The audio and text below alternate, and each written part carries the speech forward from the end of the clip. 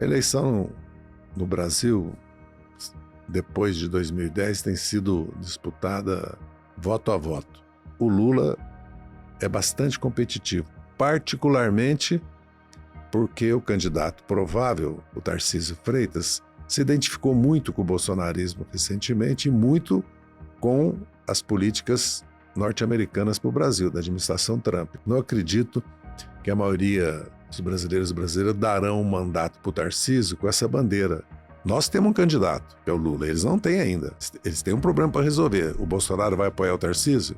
Qual a sua avaliação de como tem sido esse 75% de Lula 3? Nós conseguimos reduzir os gastos tributários? Não. Nós conseguimos fazer uma reforma da Previdência Militar? Não. Nós conseguimos reduzir os super salários? Não. Então, nós conseguimos fazer uma reforma tributária? Não. Nós estamos prisioneiros de uma realidade parlamentar, de uma realidade que é a meta de inflação de 3%, que nos levou a esse beco sem saída, que o país vai gastar 1 trilhão de juros da dívida pública.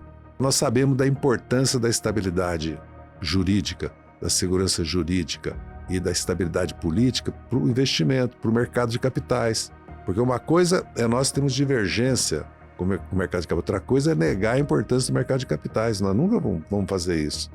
O Congresso Nacional tem responsabilidade, não é só o presidente da República e o governo, com relação a déficit público, a dívida pública, porque o problema da dívida pública só vai piorar com 10% de juro real, né? O Brasil só não cresce por causa da dívida pública, do déficit público, da estrutura, que é produto da estrutura tributária e do juro alto. Não tem outra razão para o Brasil não crescer. Não é crível eleger o Tarcísio, apoiar o Tarcísio. Pode ser pela agenda dele liberal, econômica, mas ele está se alinhando com Trump, está se alinhando com Bolsonaro, com ataque ao Supremo. Seria melhor para o Lula enfrentar o Tarcísio ou uma eventual volta do Bolsonaro?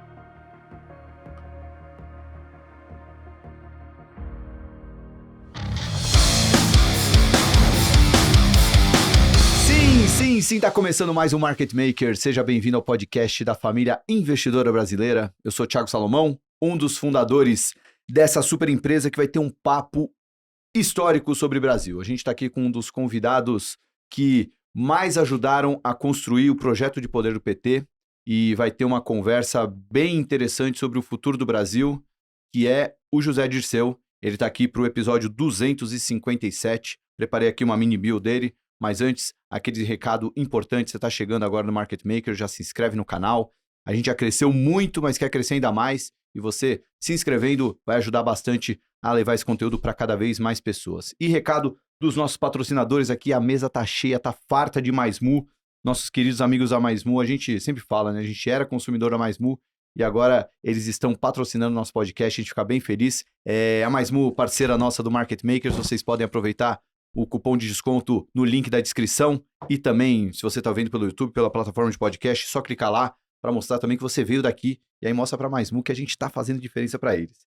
Ministro, eu preparei aqui uma mini bio sua antes de começar, porque assim, é um convidado que, além de ter uma representatividade histórica grande, é um contraponto ao que a gente costuma falar aqui no Market Maker. A gente fala mais com o pessoal do mercado financeiro e a gente acredita que vai ter um contraponto interessante aqui. Mas quem que é o José Dirceu, né? Preparei aqui uma apresentação para a gente falar do futuro, mas contar aqui a história dele, né? José Dirceu de Oliveira e Silva nasceu em Passa Quatro, uma cidade fronteira de Minas Gerais, São Paulo e Rio de Janeiro. Ele é advogado e militante histórico desde a ditadura militar.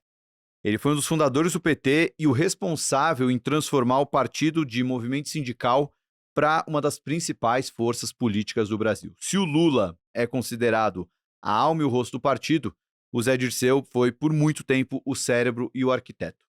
Coube a ele profissionalizar a máquina partidária, estruturar campanhas e construir as alianças que viabilizaram a chegada do Lula à presidência em 2002. Quando o Lula é eleito, o Zé Dirceu vira ministro da Casa Civil, onde ele acumulou um grande poder e ganhou a imagem de grande articulador político no Planalto. Ele era tido, inclusive, como um dos prováveis sucessores de Lula quando ele não fosse mais candidato à presidência. Porém, em 2005, tudo mudou. O Zé Dirceu foi o principal nome atingido no escândalo do Mensalão. Ele foi cassado e teve a saída do governo por causa disso. Depois, ele também foi condenado e preso tanto no Mensalão quanto na Lava Jato. Ao todo, ele ficou mais de 40 meses preso, somando todas as condenações que ele teve. Para o nosso público do Market Makers, né, que é majoritariamente ligado ao mercado financeiro e às ideias liberais, é óbvio que o Dirceu representa um contraponto evidente, mas é justamente por isso que a conversa hoje tende a ser muito rica. A gente vai falar sobre o que a gente espera do Brasil para 2026, sobre como está sendo conduzido o país, só que agora a gente vai ouvir o outro lado. Alguém que está ali representando o governo e é uma das mentes mais pensantes da esquerda brasileira. A gente pode discordar de boa parte das ideias dele, mas isso não significa que a gente não reconhece o sucesso dos planos do nosso convidado, tampouco a sua inteligência política e a visão estratégica. E além do mais, é na divergência de opiniões que a gente acredita que nossos argumentos mais se fortalecem. Por isso, bem-vindo a Faria Lima, bem-vindo ao Market Makers, José Dirceu. Obrigado. Muito obrigado pelo convite, pela oportunidade. Bom, vamos começar falando de 2026. A gente gosta sempre de abrir o papo com um assunto mais importante, mais quente do momento. O que o mercado está olhando muito, ministro, a gente costuma antecipar a eleição uns 3, 6 meses, mas acho que a gente antecipou um pouquinho mais porque o assunto Esse ano está precificado um ano. Está muito evidente. E queria que você falasse um pouco de como você está vendo o cenário das eleições de 2026, aí trazendo um pouco da ótica do mercado. O Lula tem tido um crescimento na rejeição, embora nas últimas pesquisas isso tenha melhorado, que torna um cenário mais complexo para 26, principalmente porque a gente já teve uma eleição bem dividida em 2022.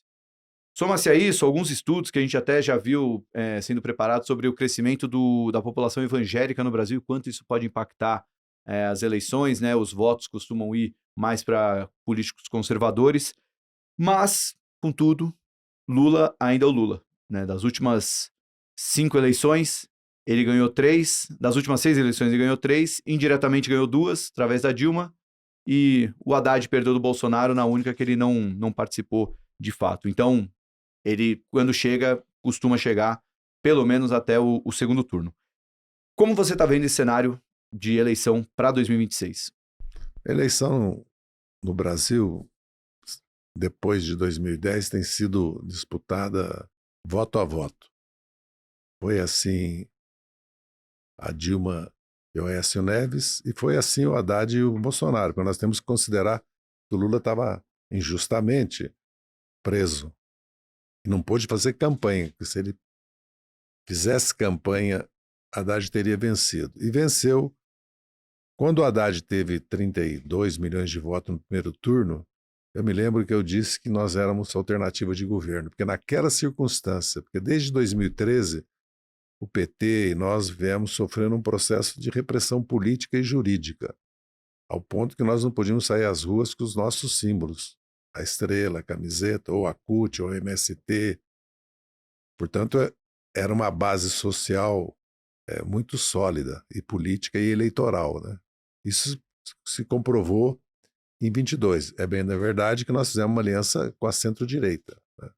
Com os democratas, a direita democrática, vamos dizer assim, e simbolizada pela presença do Geraldo Alckmin. E o eleitorado liberal, né, que não concorda com a nossa orientação econômica ou com o projeto de desenvolvimento que nós temos para o país, votou no Lula, porque votou contra obscurantismo, negacionismo, fundamentalismo religioso e principalmente o risco de uma ditadura que depois se comprovou real, né, na tentativa de golpe de Estado no 8 de janeiro, e depois tudo que se descobriu, o plano Punhal Verde e Amarelo, tudo que nós assistimos esses anos no Brasil.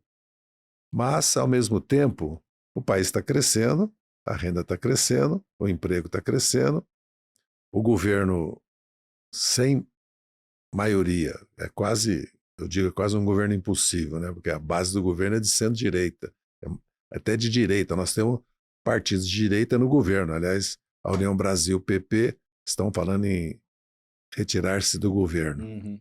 Portanto, eu acredito que o Lula é bastante competitivo, particularmente porque o candidato provável, que aliás é o candidato do mercado, o mercado assume isso, o Tarcísio Freitas, se identificou muito com o bolsonarismo recentemente e muito com as políticas norte-americanas para o Brasil, da administração Trump, que é o tarifaço e a intervenção política no Brasil, no Supremo, no governo, no parlamento, porque exigir uma anistia é uma interferência direta no parlamento brasileiro. Existir absolvição dos golpistas é uma interferência direta na Suprema Corte.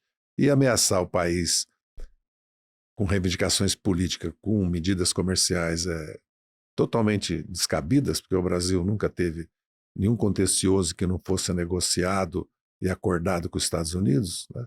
E nós nunca tivemos uma política anti-americana no Brasil. Nós tivemos divergências em vários momentos recentes, nos últimos 25 anos, com políticas externas do governo americano, como, por exemplo, a invasão no Iraque, né? Agora mesmo, essa questão do genocídio que nós estamos assistindo em Gaza, ou questões com relação ao papel das Nações Unidas, ao OMC, à Unesco. O Trump tirou... Quando o Trump tenta desqualificar a Organização Mundial da Saúde, mas nada que possa levar a uma guerra comercial com o Brasil. Acredito que o bolsonarismo e o Tarcísio perdem a eleição com isso. Não acredito que a maioria dos brasileiros e brasileiras darão um mandato para o Tarcísio com essa bandeira dos Estados Unidos na manifestação aqui. E também porque, vamos dizer assim, o governo do Lula, com todas as contradições e todas as dificuldades que são imensas, tem começo, meio e fim. Não é um governo sem uma orientação. Porque se nós olharmos o mundo, deixar de ter relações com os BRICS, ou para dar um exemplo, com a Rússia, com a China e com a Índia, não me parece razoável para um país como o Brasil, porque o Brasil não pode ser comparado com os outros países da América Latina. O Brasil é uma potência. É o quinto país em território, oitavo em população, porque a Nigéria e a Indonésia já nos passaram, é a sétima economia do mundo, ou 10ª, e tem a riqueza que o Brasil tem, não só em território, a riqueza natural, a biodiversidade, a água, a terra, tem uma vantagem: nós não temos inverno. Isso conta muito, porque o mundo precisa de energia e alimento. E o Brasil é soberano em energia e alimento. O Brasil tem um problema gravíssimo, que é a desigualdade, a pobreza, a concentração de renda, porque isso afeta o desenvolvimento econômico, afeta o crescimento.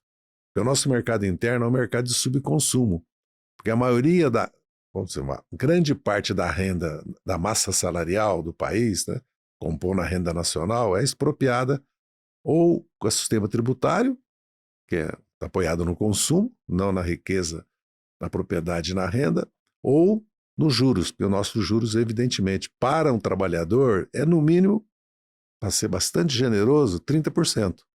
Bom, isso impede muito o crescimento do país. E depois que nós temos o desafio de transitar a nossa indústria e reindustrializar o país, de certa forma, de uma economia, de uma indústria mecânica para digital.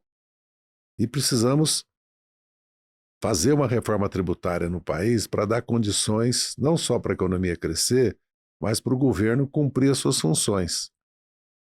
O país precisa de uma revolução educacional, tecnológica, na infraestrutura, precisa resolver problemas graves como do meio ambiente e da segurança pública.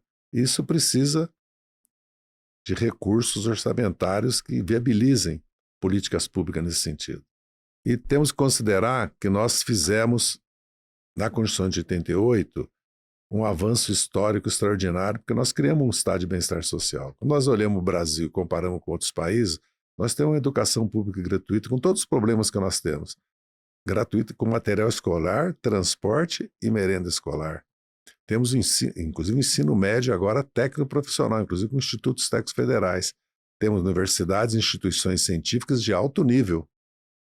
A Petrobras foi ela que desenvolveu a técnica de 300 quilômetros a 8 mil metros achar petróleo. Nós temos a Embraer, temos enriquecimento de urânio, temos a Fiocruz, Butantan. O Brasil tem capacidade tecnológica e temos uma base industrial ainda no país. Tudo isso é fato, né? Portanto, nós não podemos ser comparados com outro país. Agora, nós não temos capacidade de investimento, de poupança suficiente no país. E o crédito no Brasil é caro. tanto crédito para investimento a longo prazo, como crédito para consumo.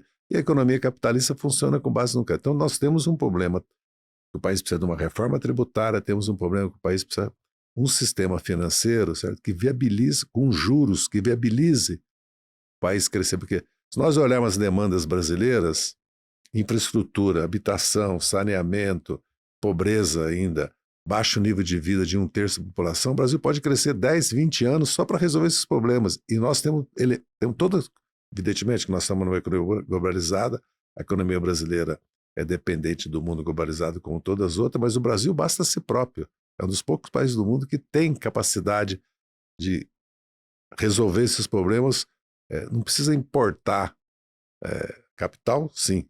Tecnologia, sim, mas nós não temos nenhuma dificuldade para reformar toda a nossa infraestrutura, produzir mais alimentos, dar bem-estar social para as famílias brasileiras, aquilo que diz linha branca, móveis, roupa, alimento, lazer, cultura. E temos, por exemplo, nós estamos importando 50 bilhões de dólares a mais de produtos químicos. Nós podemos produzir fármacos. Quando eu falo em reindustrialização, não estou querendo inventar a roda, não estou querendo voltar ao passado. Eu estou querendo que a economia forte, desenvolvida que o Brasil tem agrícola, certo? E de serviços, que essa economia seja usada para o país dar um salto na sua industrialização também. Por quê?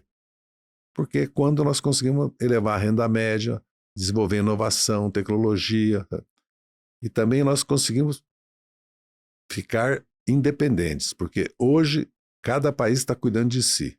Com as mudanças geopolíticas, com o risco de guerra, com a política do governo Trump, quem não cuidar de si, ou seja, inclusive em termos de poder militar, e o Brasil tem indústria de defesa nacional, o Brasil tem capacidade para isso, certo? Vai depender dos outros países e pode, de uma hora para outra, não ter acesso àquilo que está sendo provado agora. Você, de uma hora para outra, pode ter um corte, seja na logística ou nas cadeias produtivas, como aconteceu na pandemia. E se nós não produzíssemos vacina no Brasil, não fosse capaz de... E sofremos muito por não ter uma indústria desenvolvida no setor de fármacos, respiradores, luvas, né? Passamos por momentos e parecia um país com o desenvolvimento do Brasil sofrer aquilo. Então o país precisa ver aquilo que é do interesse nacional, mas para isso o país precisa chegar a um acordo interno, para isso que serve a eleição a cada 4 anos. O que o país quer? O que o Tarcísio está propondo para o país, né? Ele está propondo vender a Petrobras, privatizar os bancos públicos, desvincular o salário mínimo da Previdência, tirar os pisos de saúde e educação, talvez privatizar a Previdência. É esse o caminho que o Brasil quer? Não foi o caminho que o Brasil escolheu em 88, e nem em todas as eleições, menos uma. Porque quando se vota no PT, se vota num partido que defende o Estado de bem-estar social, num partido que defende um projeto de desenvolvimento nacional, um partido que defende a democracia, mas não temos, vamos dizer assim, é nacionalista para o mundo de hoje. Não um nacionalismo, né, xenófobo, anti-imigrante ou que volta ao passado dos países, mas no sentido que nós precisamos olhar aqui que é interesse nacional nosso. Por exemplo, para nós é nosso interesse nacional integrar a América do Sul, na energia, na logística, na defesa da Amazônia, nas cadeias produtivas, porque nós temos interesse. 200 milhões de sul-americanos. O Brasil, na verdade, tem 400 milhões de mercados. Se nós olharmos, né, da Guiana Francesa até o Uruguai, que nós podemos ter uma relação com esses países de mútuo desenvolvimento, né?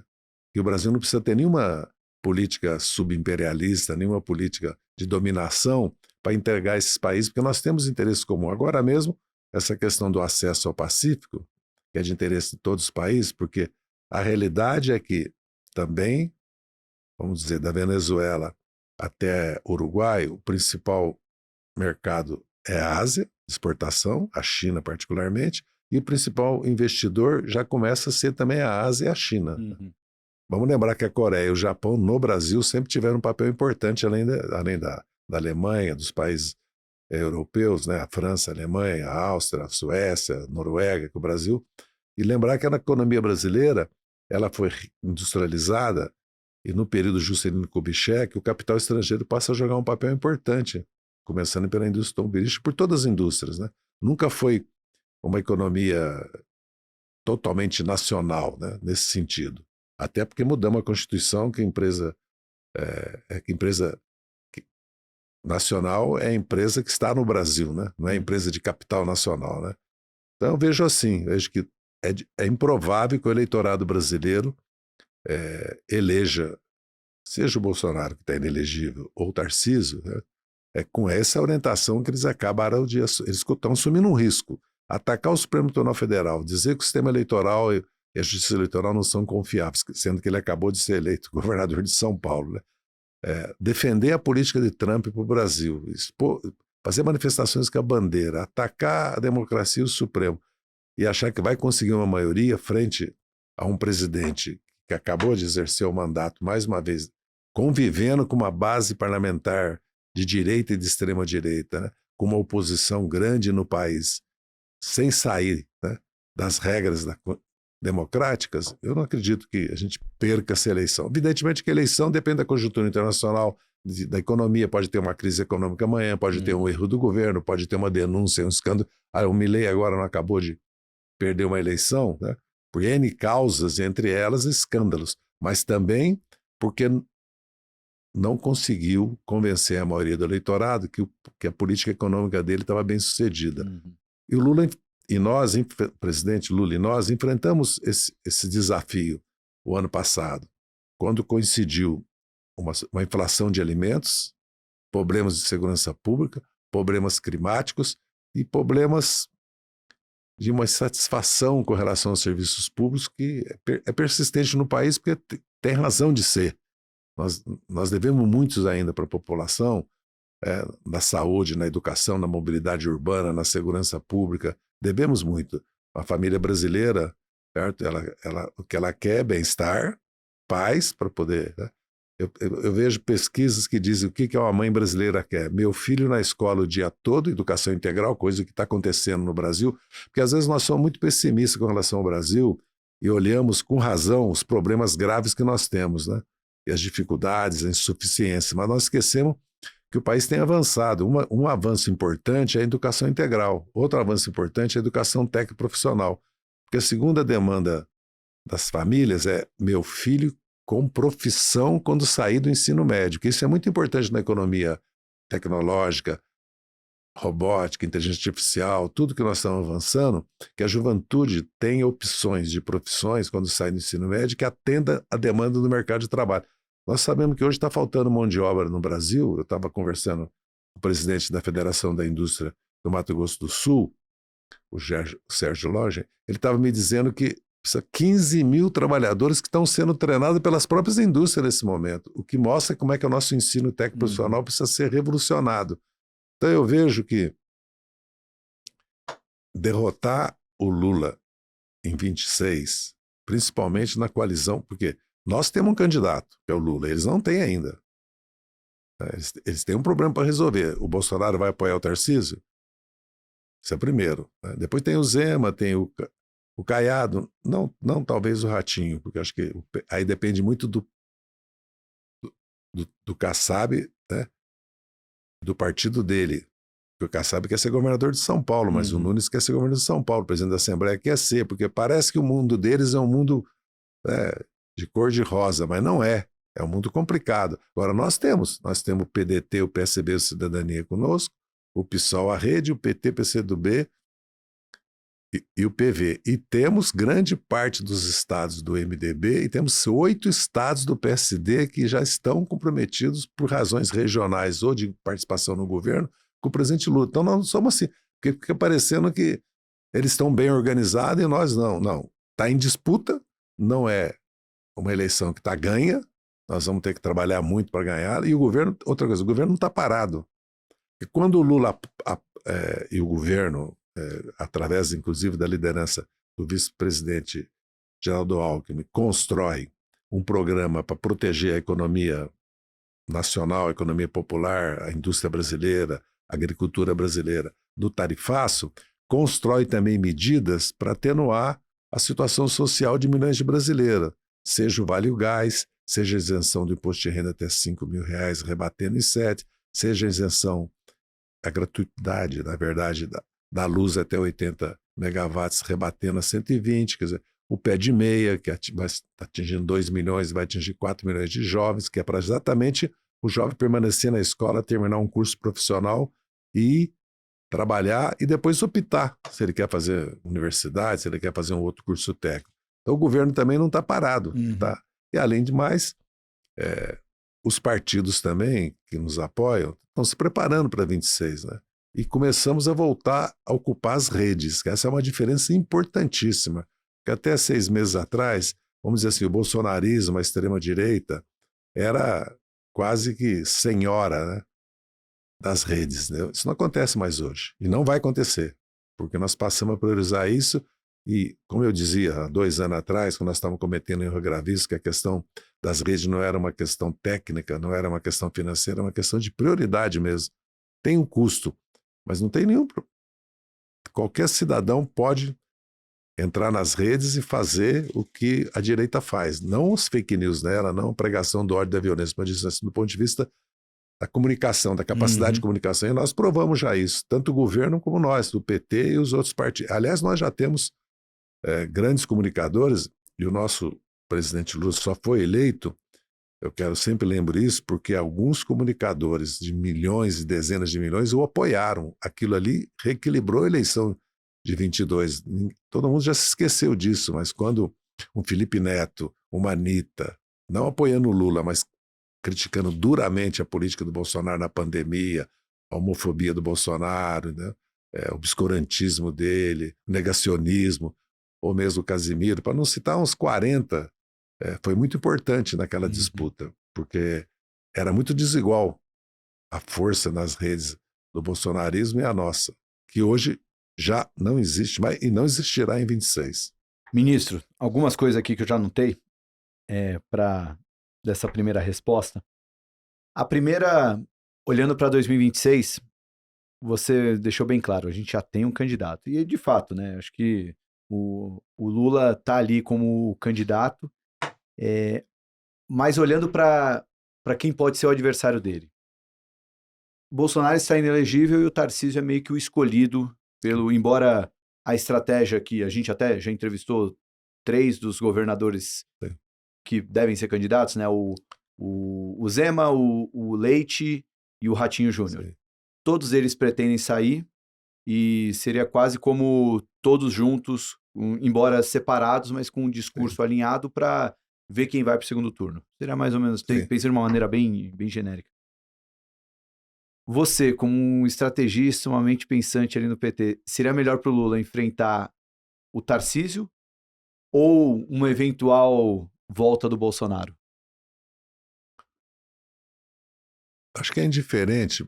É verdade que o Tarcísio tem uma base eleitoral que o Bolsonaro tinha. Nós a tomamos em 22. Ele perdeu 4 milhões de votos em São Paulo. Mas São Paulo já não é o estado. Você vê a rejeição ao Eduardo Bolsonaro em São Paulo, altíssima. E tanto o vice-presidente Geraldo Alckmin como o ministro da Fazenda, Fernando Haddad, já disputam o segundo turno com o Tarcísio em condições iguais. Já não existe mais aquela... Depois nós temos um problema, o governo do Tarcísio. Eu pergunto para os paulistas e para os paulistanos, né, que somos nós aqui, o que o Tarcísio fez realmente em São Paulo? Uma obra estruturante. A questão de segurança pública é gravíssimo o que está acontecendo. Ele está desmontando a Polícia Civil, está anulando a Polícia Civil. Infelizmente, o Supremo permitiu que a Polícia Militar, como permitiu no passado que o Ministério Público não podia, porque a Constituição foi clara. A Polícia Judiciária da União é a Polícia Federal, dos Estados é a Polícia Civil.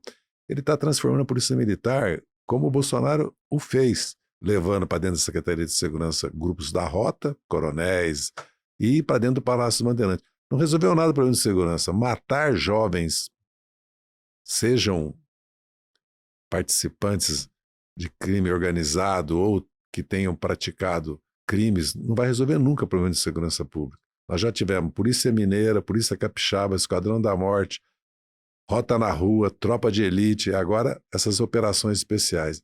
Só piorou a questão de segurança pública. Agora, inteligência, polícia de proximidade, infiltração, resolver o problema do sistema penitenciário, onde está a principal força do crime organizado. Na área da educação, da saúde, infraestrutura mesmo. O que se propõe para São Paulo? Por exemplo, São Paulo é o eixo para sair do Pacífico. Esse eixo é noroeste, é ex-noroeste. A estrada de ferro está aí. Tem um projeto para isso? Lógico, tem um projeto do túnel de Santos, que é muito importante, da intercidades para Campinas, ou para o ABC, ou mesmo para o litoral norte e sul de São Paulo. Mas nada saiu do papel. Então, ele é candidato já. Aliás, desde o começo do ano ele é candidato. Quer dizer, ele vai ficar 2 anos como candidato. Não vejo que seja um candidato imbatível aqui em São Paulo. E não vejo diferença em disputar. O Bolsonaro não será candidato, porque não há como dar anistia para ele.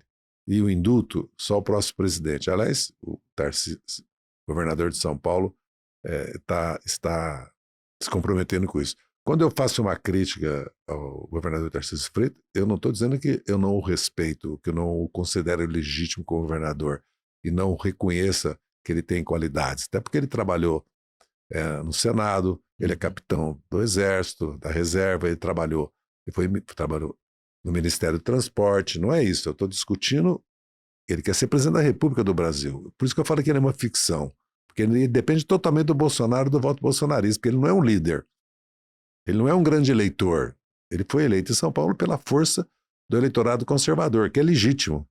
Estou dizendo que essa história que ele é carioca, isso aí é bobagem. Eu acho um erro isso no Brasil, gravíssimo, né? Porque eu, por exemplo, nasci em Minas Gerais. Eu já vivi 7 anos no Paraná, 10 em Brasília, já vivi em Pernambuco, já vivi no exterior 4 anos. Isso é um atraso político. Tem gente que fala, não, ele é carioca. Isso eu acho muito ruim fazer isso, né? Porque nós somos brasileiros e brasileiras. Em qualquer estado nós podemos exercer qualquer cargo público. A Constituição garante isso para nós. Então eu não... Acho que nós não escolhemos. Uhum. Que venga o touro, como diz os espanhóis, entendeu? E você citou por algumas vezes o Geraldo Alckmin. Queria saber como é que... Antes de falar do Alckmin, vamos... Uma pergunta que estava na frente. Estamos no 75% do Lula 3.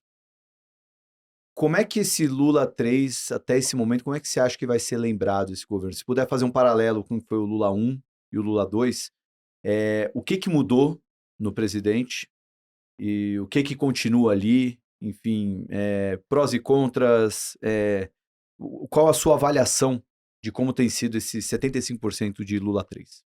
Até o tarifaço, até o presidente Trump resolver transformar o Brasil, hoje ele só faltou falar que o Brasil tem um governo comunista, né? Ele disse que o Brasil tem um governo de esquerda, né? O Brasil primeiro tem um governo de centro-esquerda, com o Geraldo Alckmin, né?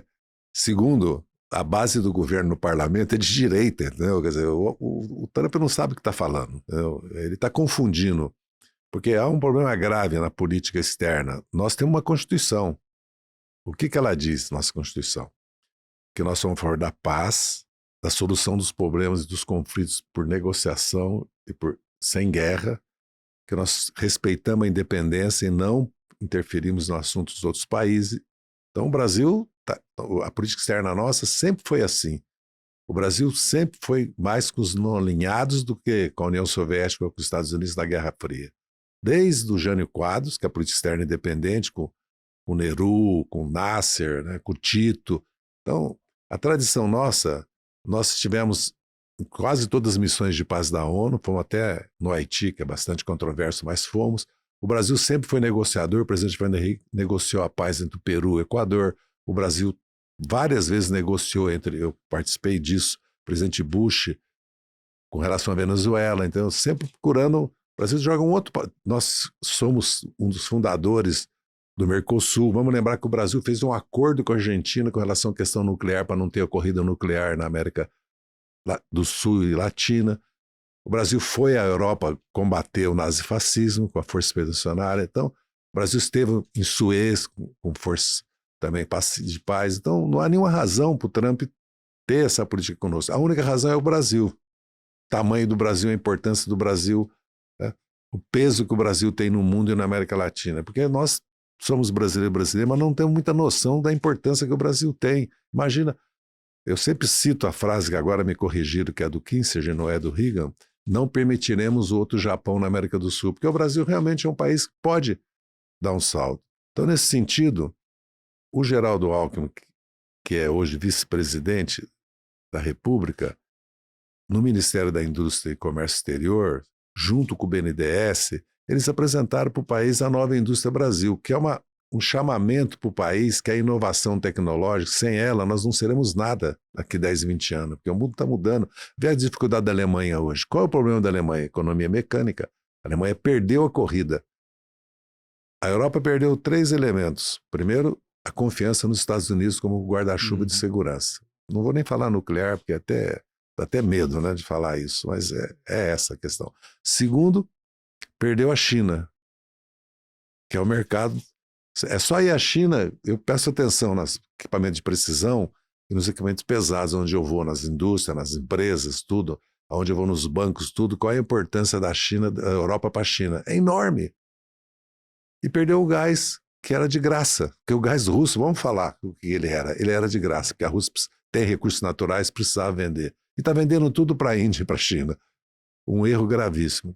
Então, o Brasil, vendo o mundo como está, ele tem que tomar um rumo, esse rumo mais ou menos, com as dificuldades que nós temos, nós começamos a esboçar a Nova Indústria Brasil e o PAC. Por que o PAC é importante? Porque é óleo e gás, é transição energética, é saneamento, é mobilidade e é habitação.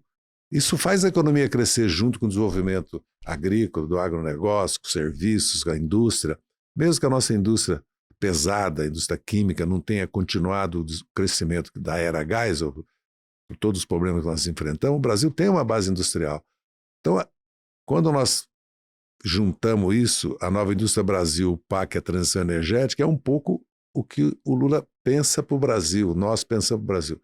Mas o governo também vai ser lembrado como um governo que superou o bolsonarismo, garantiu a democracia, restabeleceu os programas sociais e, com todas as dificuldades, manteve o país crescendo e em paz e sem conflito institucional, porque da iniciativa do PT, dos partidos que apoiam o governo, do presidente Lula, não houve uma iniciativa com relação ao Poder Judiciário e ao Poder Legislativo, mesmo com todos os problemas graves do Poder Legislativo, porque essa questão das emendas positivas já passou do limite.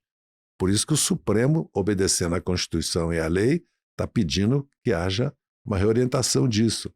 E as denúncias e os inquéritos policiais já começam a surgir.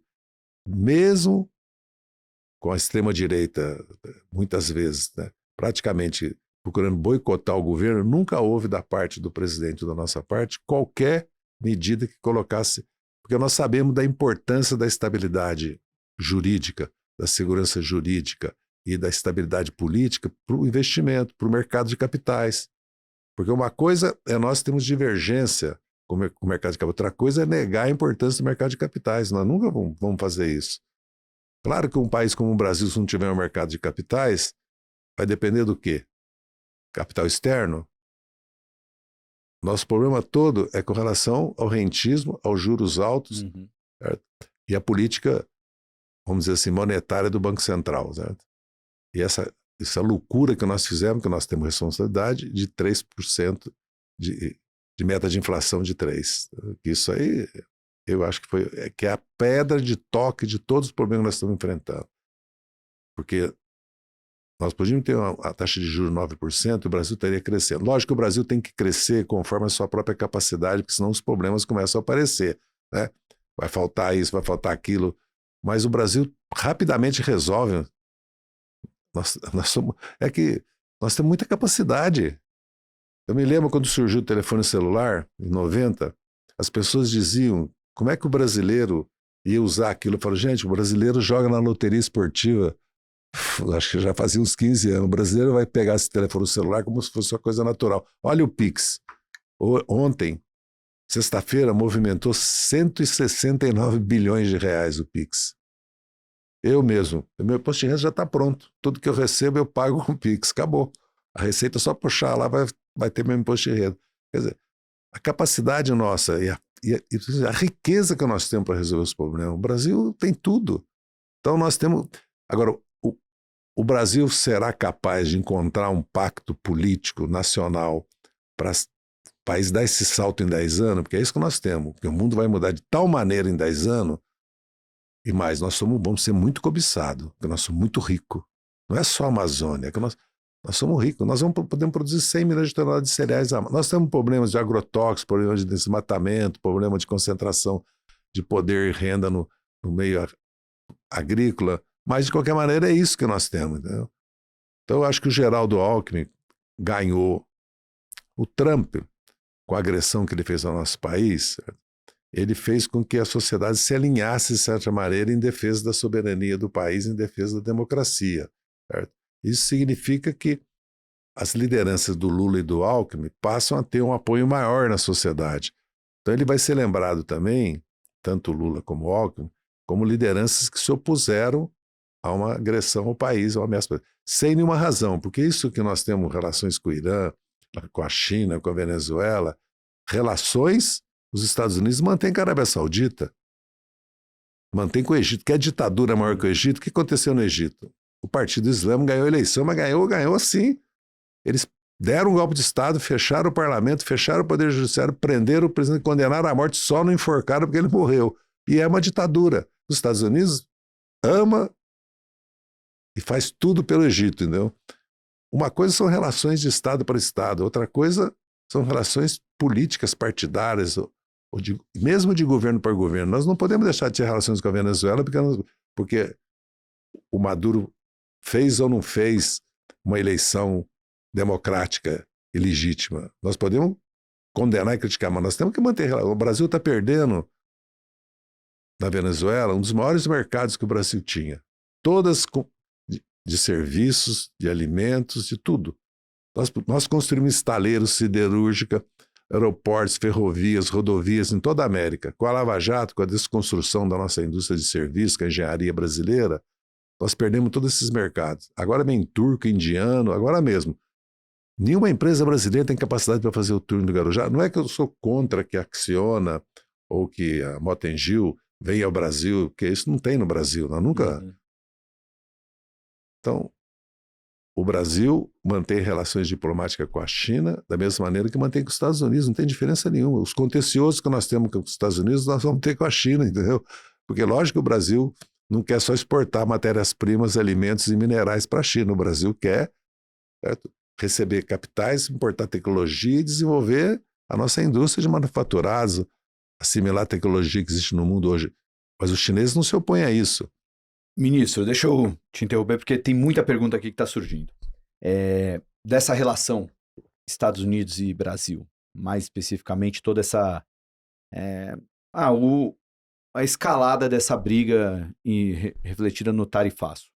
Muita gente diz, aí quando eu digo muita gente, o pessoal aqui que costuma vir no Market Makers, não que as pessoas defendam o Trump, mas eles consideram que o governo brasileiro, em alguns episódios, teve uma certa afronta quando fala de ter uma moeda própria, não usar o dólar e o BRICS ter a sua própria moeda e tudo mais. Você acha que o governo, de fato, provocou os Estados Unidos a fazer isso? Ou isso já era uma bola cantada que os Estados Unidos iria fazer por questão de proximidade do Trump com o Bolsonaro? Enfim, como é que você vê, olhando para trás, se o Brasil podia ter evitado esse tipo de briga ou isso ia acontecer de qualquer jeito? Ia acontecer de qualquer jeito, porque quando o Trump fala que vai comprar a Groenlândia, anexar o Canadá e ocupar o Panamá, quando o Trump aplica a Índia, nós sabemos que o governo da Índia é um governo de direita, nacionalista, o primeiro-ministro Modi, o partido dele, e que vinha com relações com os Estados Unidos, tecnológica, educação.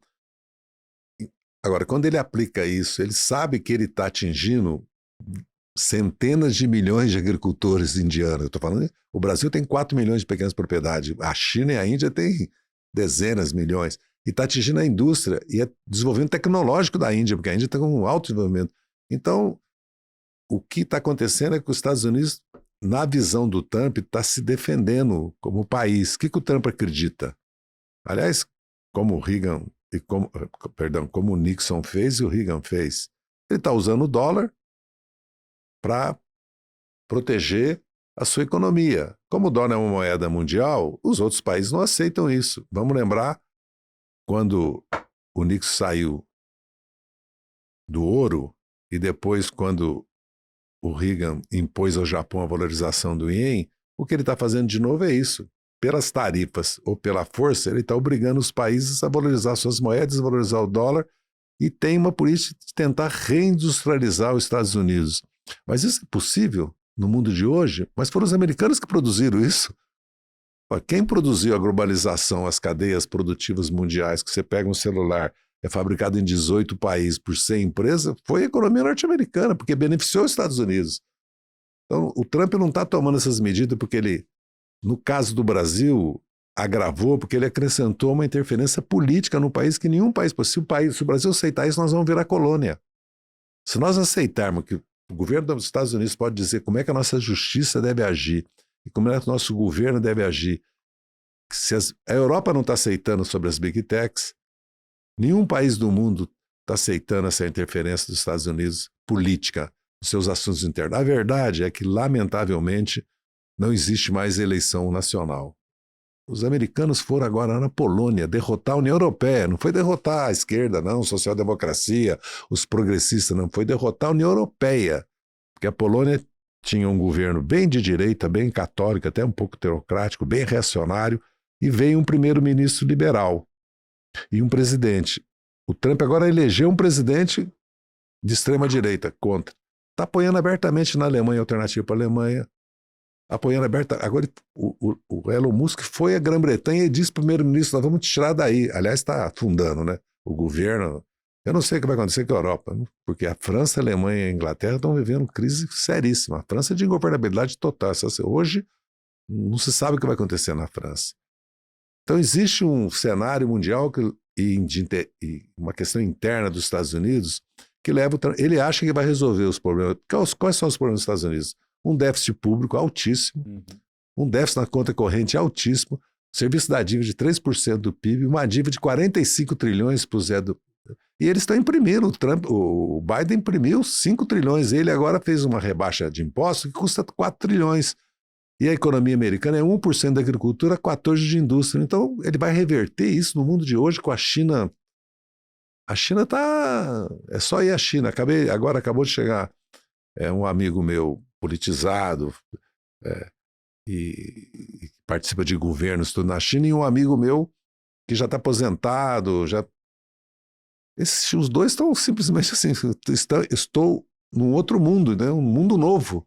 E porque Xangai hoje é a capital da Ásia. A China hoje é a Ásia. E se nós desconhecermos isso, e não sei por que os Estados Unidos têm que desconhecer isso, a China fez alguma guerra desde de 49? Nenhuma. Os Estados Unidos viveu em guerra. Não parou de fazer guerra. Isso tem um custo para os Estados Unidos. Manter aquelas bases militares, que hoje não é mais, porque essa ideia que a Força Aérea Americana pode ir em qualquer país e fazer o que faz e achar que isso aí e as bases em todo mundo para usar. A questão hoje é que nenhum país do mundo está livre de um ataque nuclear. Nenhum país do mundo, ou mesmo de um ataque de mísseis. Nenhum país do mundo, inclusive os Estados Unidos. É uma ilusão isso. É tudo errado. Tinha que construir um ambiente de paz no mundo, porque todos os problemas comerciais que o mundo está enfrentando, de disputa, podem ser resolvidos como vinham sendo resolvidos pelo OMC, pela ONU, mas tudo isso deixou de existir. Quando os Estados Unidos e o Trump adotam a política que ele não considera mais organismos internacionais, e a questão do dólar é culpa dos próprios americanos, começam a usar o dólar como questão política, usar o dólar como medida de força, fazer sanções contra os países. Vamos lembrar que a libra esterlina deixou de existir. E o dólar substituiu. Pode ser que isso seja inexorável, que venha uma nova moeda como Keynes sonhava, uma moeda mundial, ou o yuan vai ser uma moeda, ou os países vão começar... Porque na época da criptomoeda, na era do Pix, daqui a pouco não vai ser necessário o dólar. Porque pensa bem, o Pix, cartão de crédito. Eu não vi cartão de crédito na China. Eu fui 3 vezes à China, desde que me devolveram o passaporte, eu passei a viajar. 3 vezes. Eu nunca vi cédula. Eu tive que pedir para um chinês me arrumar uma cédula de 10 renminbi, que tem a efígie do camarada Mao Tse Tung, para dar para o meu genro que pediu para mim. Entendeu? Ele pediu, aliás, falou, foi difícil achar. Então, imagina, eu cheguei na China, passei meu passaporte, acabou. Eu não preciso me identificar em nenhum lugar mais, em nenhum.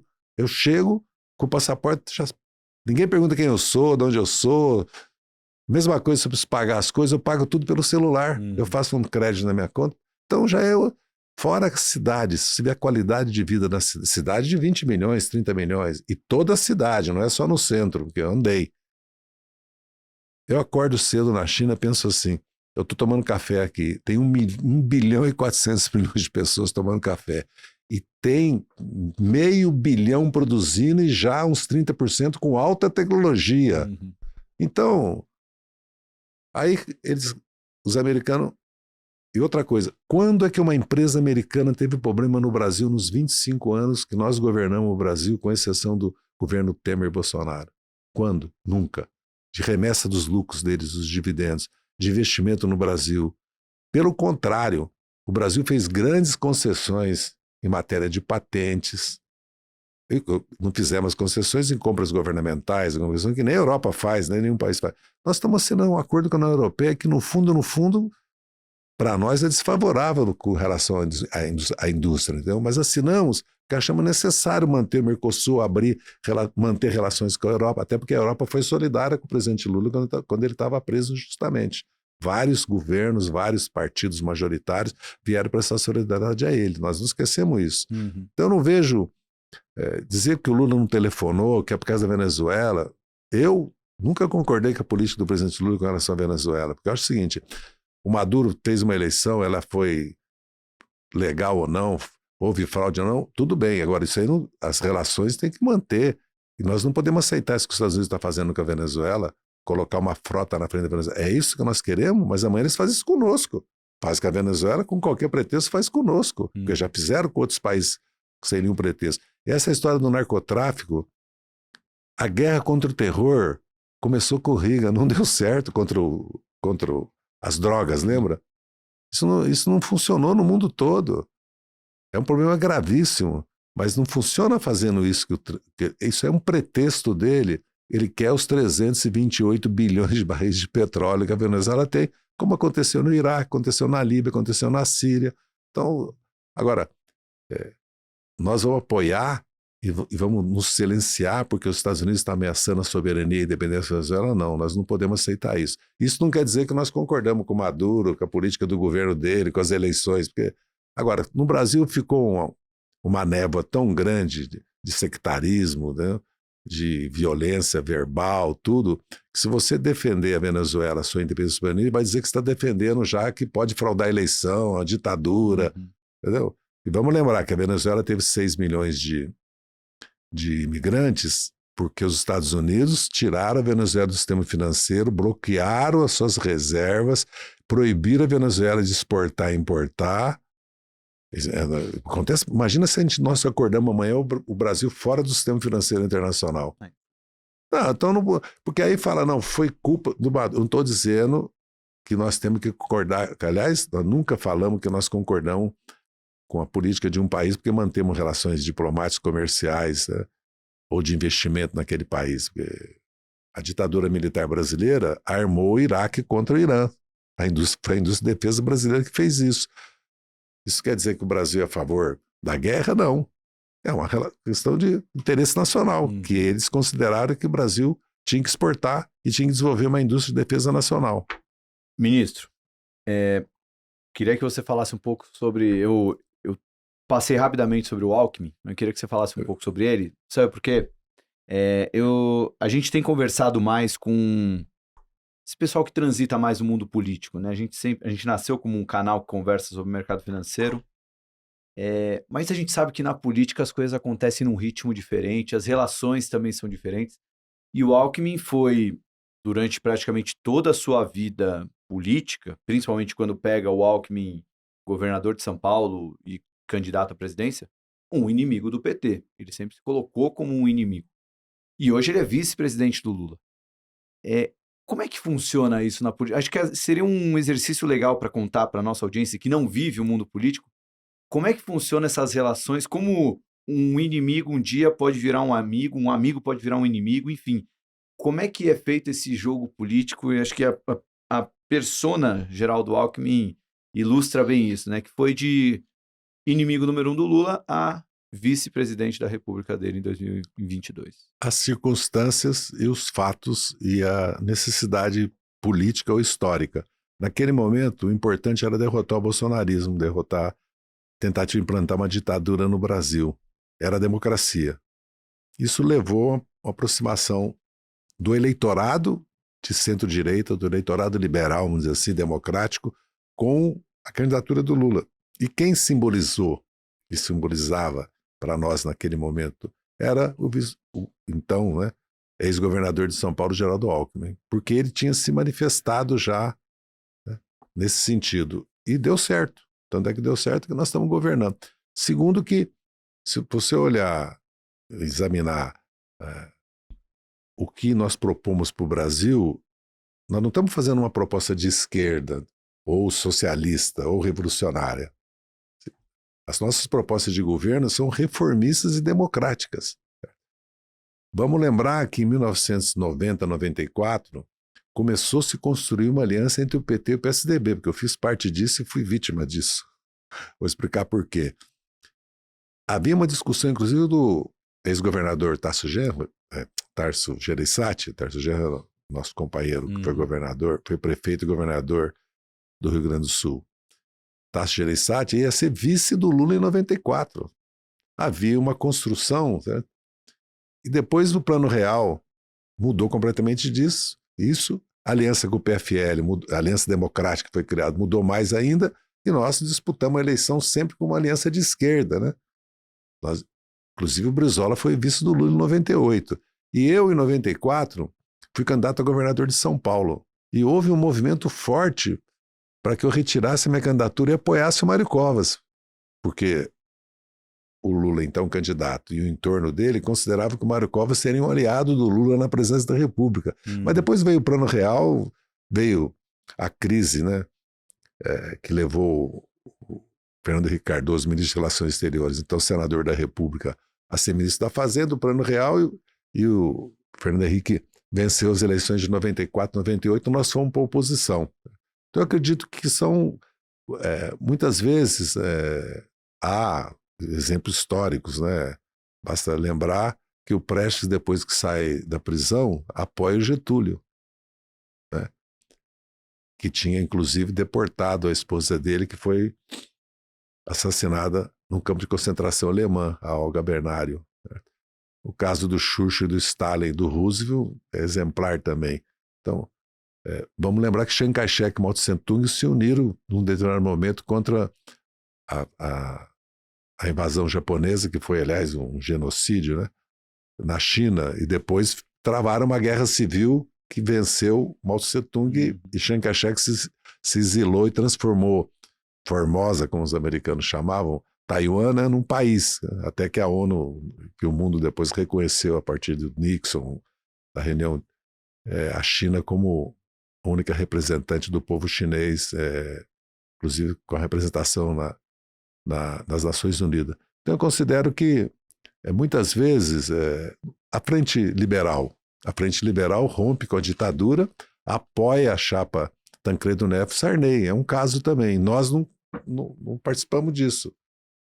Nós não aceitamos, porque nós queríamos a eleição direta e condenamos o colégio eleitoral. Mas o povo brasileiro aceitou o colégio eleitoral. Tanto é que em 86 dá maioria para o MDB na Câmara e no Senado. É um fato inédito na história do Brasil. Um partido ganhou maioria na Câmara e no Senado. Lógico, com contradições internas, porque havia os autênticos, o MDB popular, o MDB liberal, o MDB conservador, que o MDB era uma frente. Aliás, o Partido Comunista Brasileiro, o Partido Comunista do Brasil, o MR8, muitas organizações participaram da frente contra a ditadura. Porque o nosso povo, muitas vezes, tem uma ideia que o Brasil é um país conservador. Tem uma linha no Brasil, nacionalista, desenvolvimentista, industrializante, democrática. O PTB foi votado de 46 a 64 pela maioria das classes trabalhadoras. Quando eu faço classe trabalhadora, estou falando em geral. Estou incluindo pequenos e microempresários, comerciantes, prestadores de serviço. Tanto é que o PTB quase virou partido majoritário em 62. E o MDB de 74 e 89 recebeu votações Já em 74, em plena ditadura, elegeu 16 de 21 senadores e 44% da Câmara. E nunca mais a Arena e depois o PDS venceu a eleição. E depois de 89, vieram votando no PT e deram 5 vitórias para o PT. Isso é uma coisa inédita. Se olhar qualquer país, né, hoje no mundo, um partido ter 5 vezes o presidente da República com o risco de ter a sexta é inédito.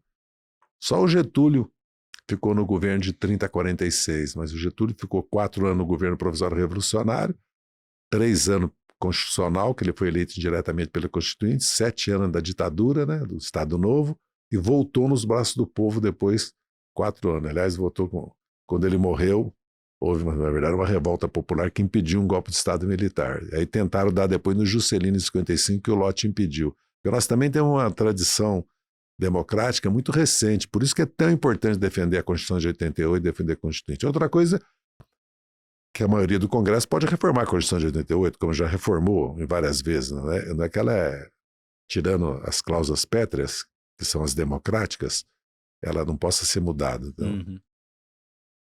Ministro, agora eu queria saber sua opinião sobre o lado econômico do governo Lula. E hoje encabeçado pelo ministro Fernando Haddad, um ministro que divide opiniões na Faria Lima, embora pareça que muita gente não gosta dele, há quem enxergue nele um esforço com o compromisso fiscal, embora esse esforço nem sempre se traduza no que de fato queria que fosse feito, mas também agora com o Gabriel Galípolo. Eu acho que o Galípolo seria eu queria ouvir um pouco da sua avaliação, porque a política, e você até falou aqui um pouquinho antes, né, da política monetária do Brasil, né, o seu juro proibitivo, hoje está em 15%, era encabeçada pelo Roberto Campos Neto, primeiro o Banco Central Independente, né, foi com ele, e o Galípolo assume, subiu um pouquinho o juro e manteve agora, na próxima reunião que deve acontecer agora em setembro, estima-se que o juro não caia, possa cair só mais para frente. Não é bem o que os políticos de esquerda queriam, haja vistas críticas que fazem o Roberto Campos Neto. Como você está vendo a condução tanto do Haddad ali como ministro, né, a gente sabe da importância até em aspiração política do ministro da Fazenda, ministro da Economia, e também do Gabriel Galípolo à frente do Banco Central, seguindo a cartilha do juro alto ali, enquanto poderia já estar caindo o juro. Nós temos então que sempre lembrar que o nosso Fernando Haddad, o nosso ministro da Fazenda, que é um luxo para o Brasil, porque é uma pessoa de uma integridade, de uma cultura e de uma resiliência política impressionante, é a política econômica do presidente Lula, do governo do presidente Lula. E ela está condicionada por ser minoria no Congresso e porque o país não faz uma reforma tributária. Esse é um problema sério do Brasil. E está condicionada também por essa questão da meta de 3% e do poder que tem o mercado financeiro, que é uma realidade. E com a dívida pública que nós temos. Tudo isso condiciona a política econômica. O Haddad, com a PEC da transição, com o arcabouço fiscal, né, ele conseguiu dar condições para a economia crescer, porque nós temos que ver o resultado. Nós não temos um surto inflacionário no Brasil. Se nós tirarmos energia e alimento do núcleo da inflação, nós vamos encontrar uma estabilidade de preços no Brasil. O Brasil tem indexação, mas esse é um problema que, para resolver, nós precisamos ter uma maioria parlamentar. Segundo, os problemas que nós estamos enfrentando, o governo do presidente Lula sempre foi um governo de superávit fiscal. Mesmo a presidenta Dilma não pode falar de 14 e 15, porque a crise política, como tem dominância fiscal, tem a dominância política também. Uhum. Então nós não temos uma tradição de irresponsabilidade fiscal, até porque o Lula, até pela experiência de vida pessoal dele, ele sempre fala, né? Eu não posso gastar mais do que eu tenho, compara, ainda que eu não seja correto, com a casa.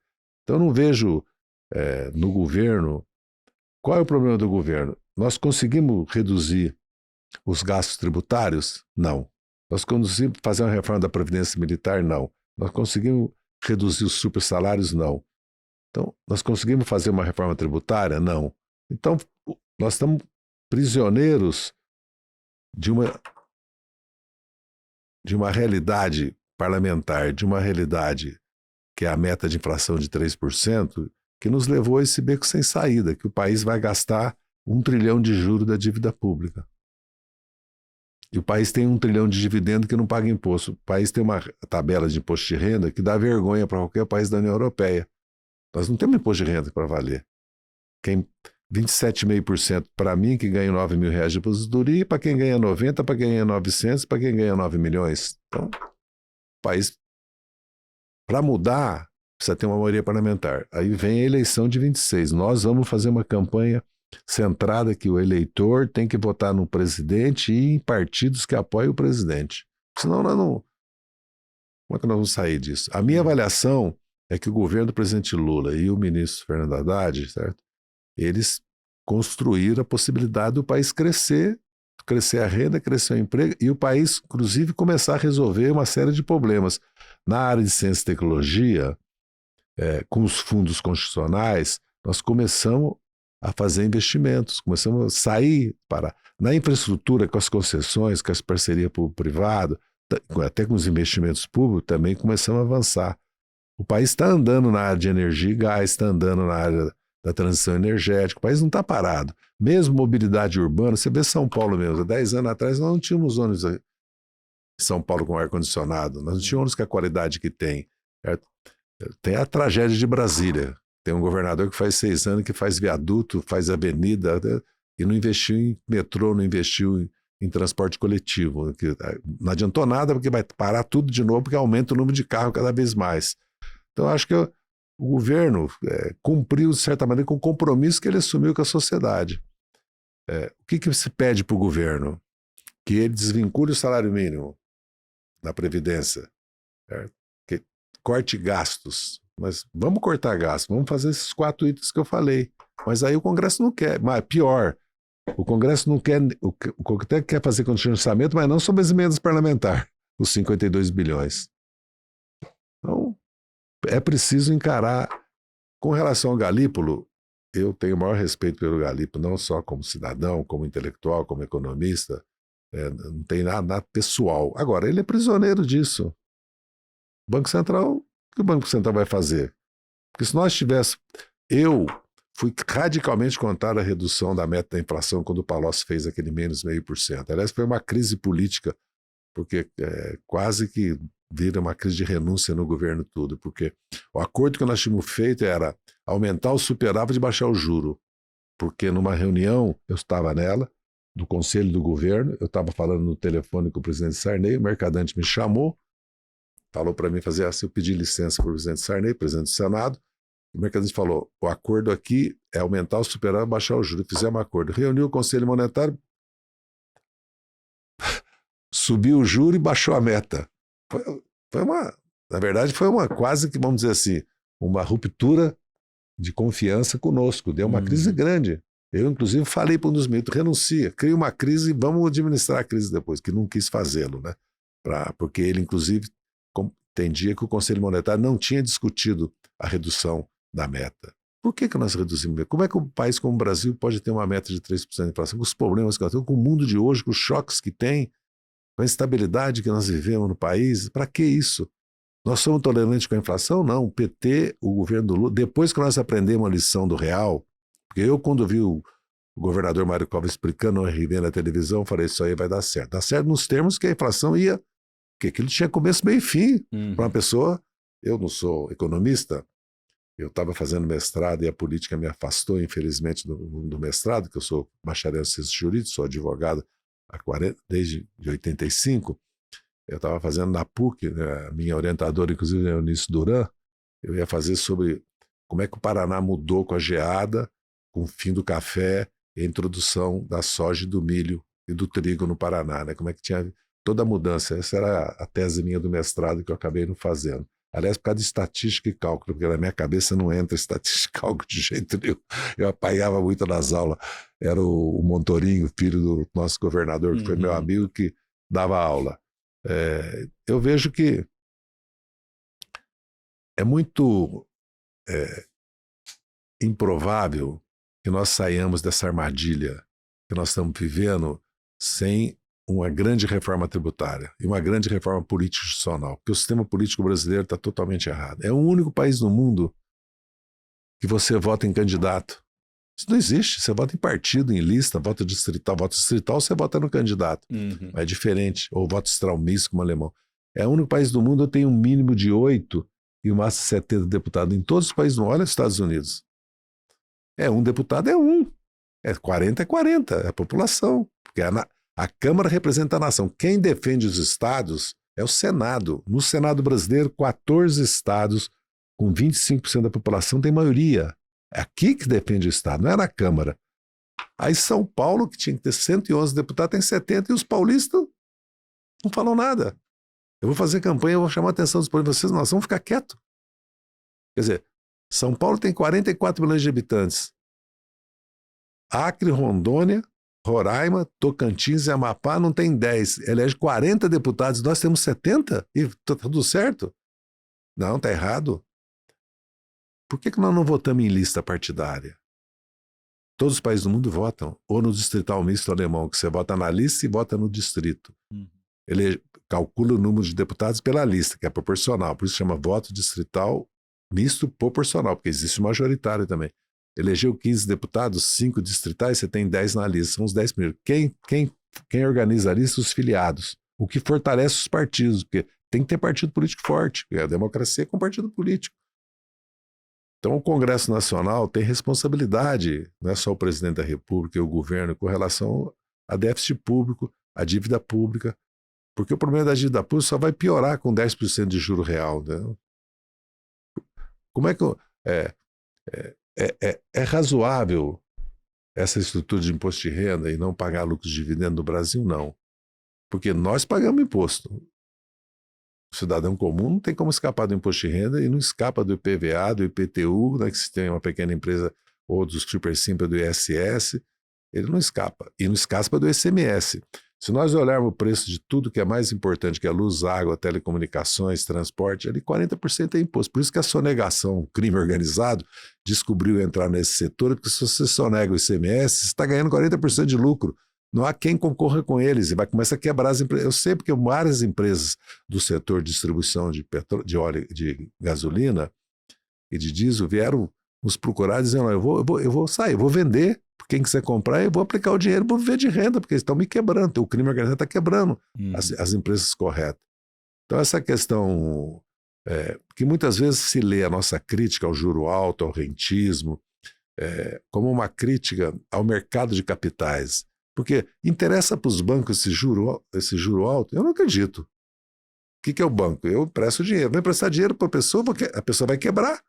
Então o risco no Brasil, emprestar dinheiro no Brasil é quase que as garantias, o histórico, o custo do dinheiro, porque no fundo, se nós olharmos, o Brasil só não cresce por causa da dívida pública, do déficit público, da estrutura, que é produto da estrutura tributária e do juro alto. Não tem outra razão para o Brasil não crescer. Porque nós temos tudo para crescer. Agora, isso se resolve com um pacto político. Por isso que eu falo, precisa um governo que tenha um peso no parlamento, que ele possa, mesmo não tendo maioria, negociar com o mercado, com o empresariado, com as forças políticas que representam. Porque se você olhar o parlamento brasileiro hoje, é muito mais a representação do capital, para falar assim, do que do trabalho, entendeu?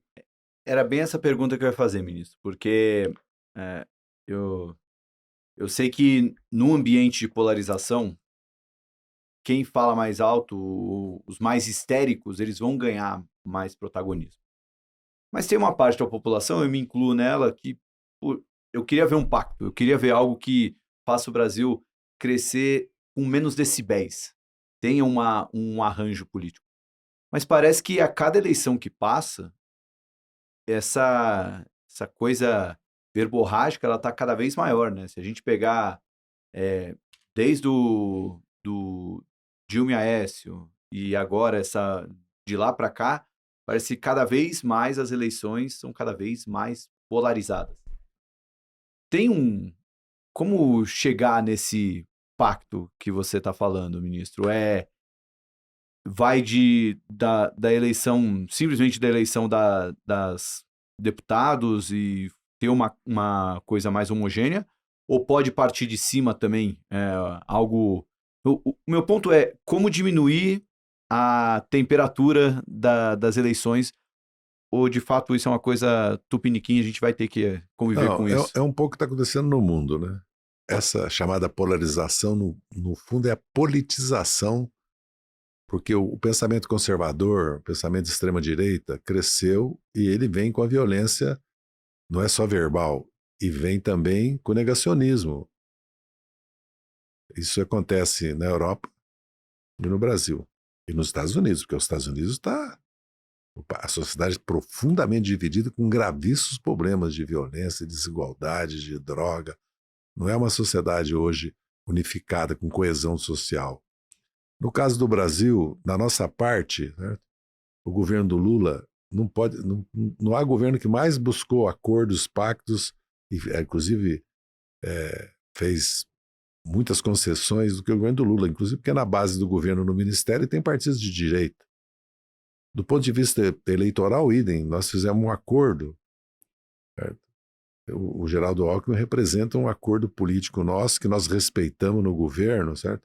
Com amplos setores do empresariado da classe média brasileira que são liberais, mas são democráticos. Então nós temos contribuído no sentido de não agravar isso, mas eu considero que é mais uma politização do que uma polarização, porque uma parcela grande do eleitorado brasileiro realmente tem ideias conservadoras, muitas ideias, inclusive, que diz respeito à moral, né? O que se chama de costume ou de pauta identitária, né? Como a globalização virou o mundo de perna pro ar, como a década de 60 também virou, vamos lembrar que o rock and roll era considerado uma dança do diabo, né? Que a gente esquece como foi a história do Elvis Presley, né?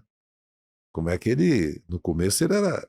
É só assistir o filme da história dele, ou do Bob Dylan, você vai ver como é que era a cultura americana contra aquilo, porque era a cultura, inclusive, que seria country, totalmente country de raiz, né, americana. Há choques culturais. Quando hoje você vê a Rede Globo, a grade da Rede Globo, ou vem aqui mesmo na Empírios e vê que a igualdade racial é obedecida, ou pelo menos tem uma compliance que chama a atenção do CEO ou do conselho de acionistas, olha, aqui não tem igualdade de gênero, olha, aqui é muita discriminação com o homossexual, aqui nós estamos comprando um monte de porcaria aí que só destrói uma floresta, nós precisamos parar de comprar essas coisas, vamos comprar, ou fala, nós temos que ter uma gestão democrática, temos que preocupar que o país tenha democracia, outra coisa, tem muita pobreza, o que nós vamos fazer? Então o mundo mudou. Uma parcela, aí entrou as questões de homossexualidade, casamento, né, homoafetivo, a questão do aborto, a questão como descriminaliza ou não droga, certo? E criou também assim um choque cultural. 1/3 da sociedade brasileira é conservadora, é religiosa, não aceita isso. 1/3 não só aceita como quer avançar, o outro terço fica assustado. Fala, peraí, será que nós devemos largar essa pauta, deixar isso? Vamos centrar mais nos problemas sociais, políticos do Brasil, nós estamos nos perdendo, então fica... Mas o mundo todo está assim. Você vê essa questão da imigração na Europa. A Europa está se arruinando com esse problema. Ela não tem população e não aceita imigrante. E uma parcela dos imigrantes não assimilou a cultura. Porque no Brasil, nós estamos acostumados que os imigrantes assimilam, né? Sim. Você vê, eu tenho um amigo que é nicei,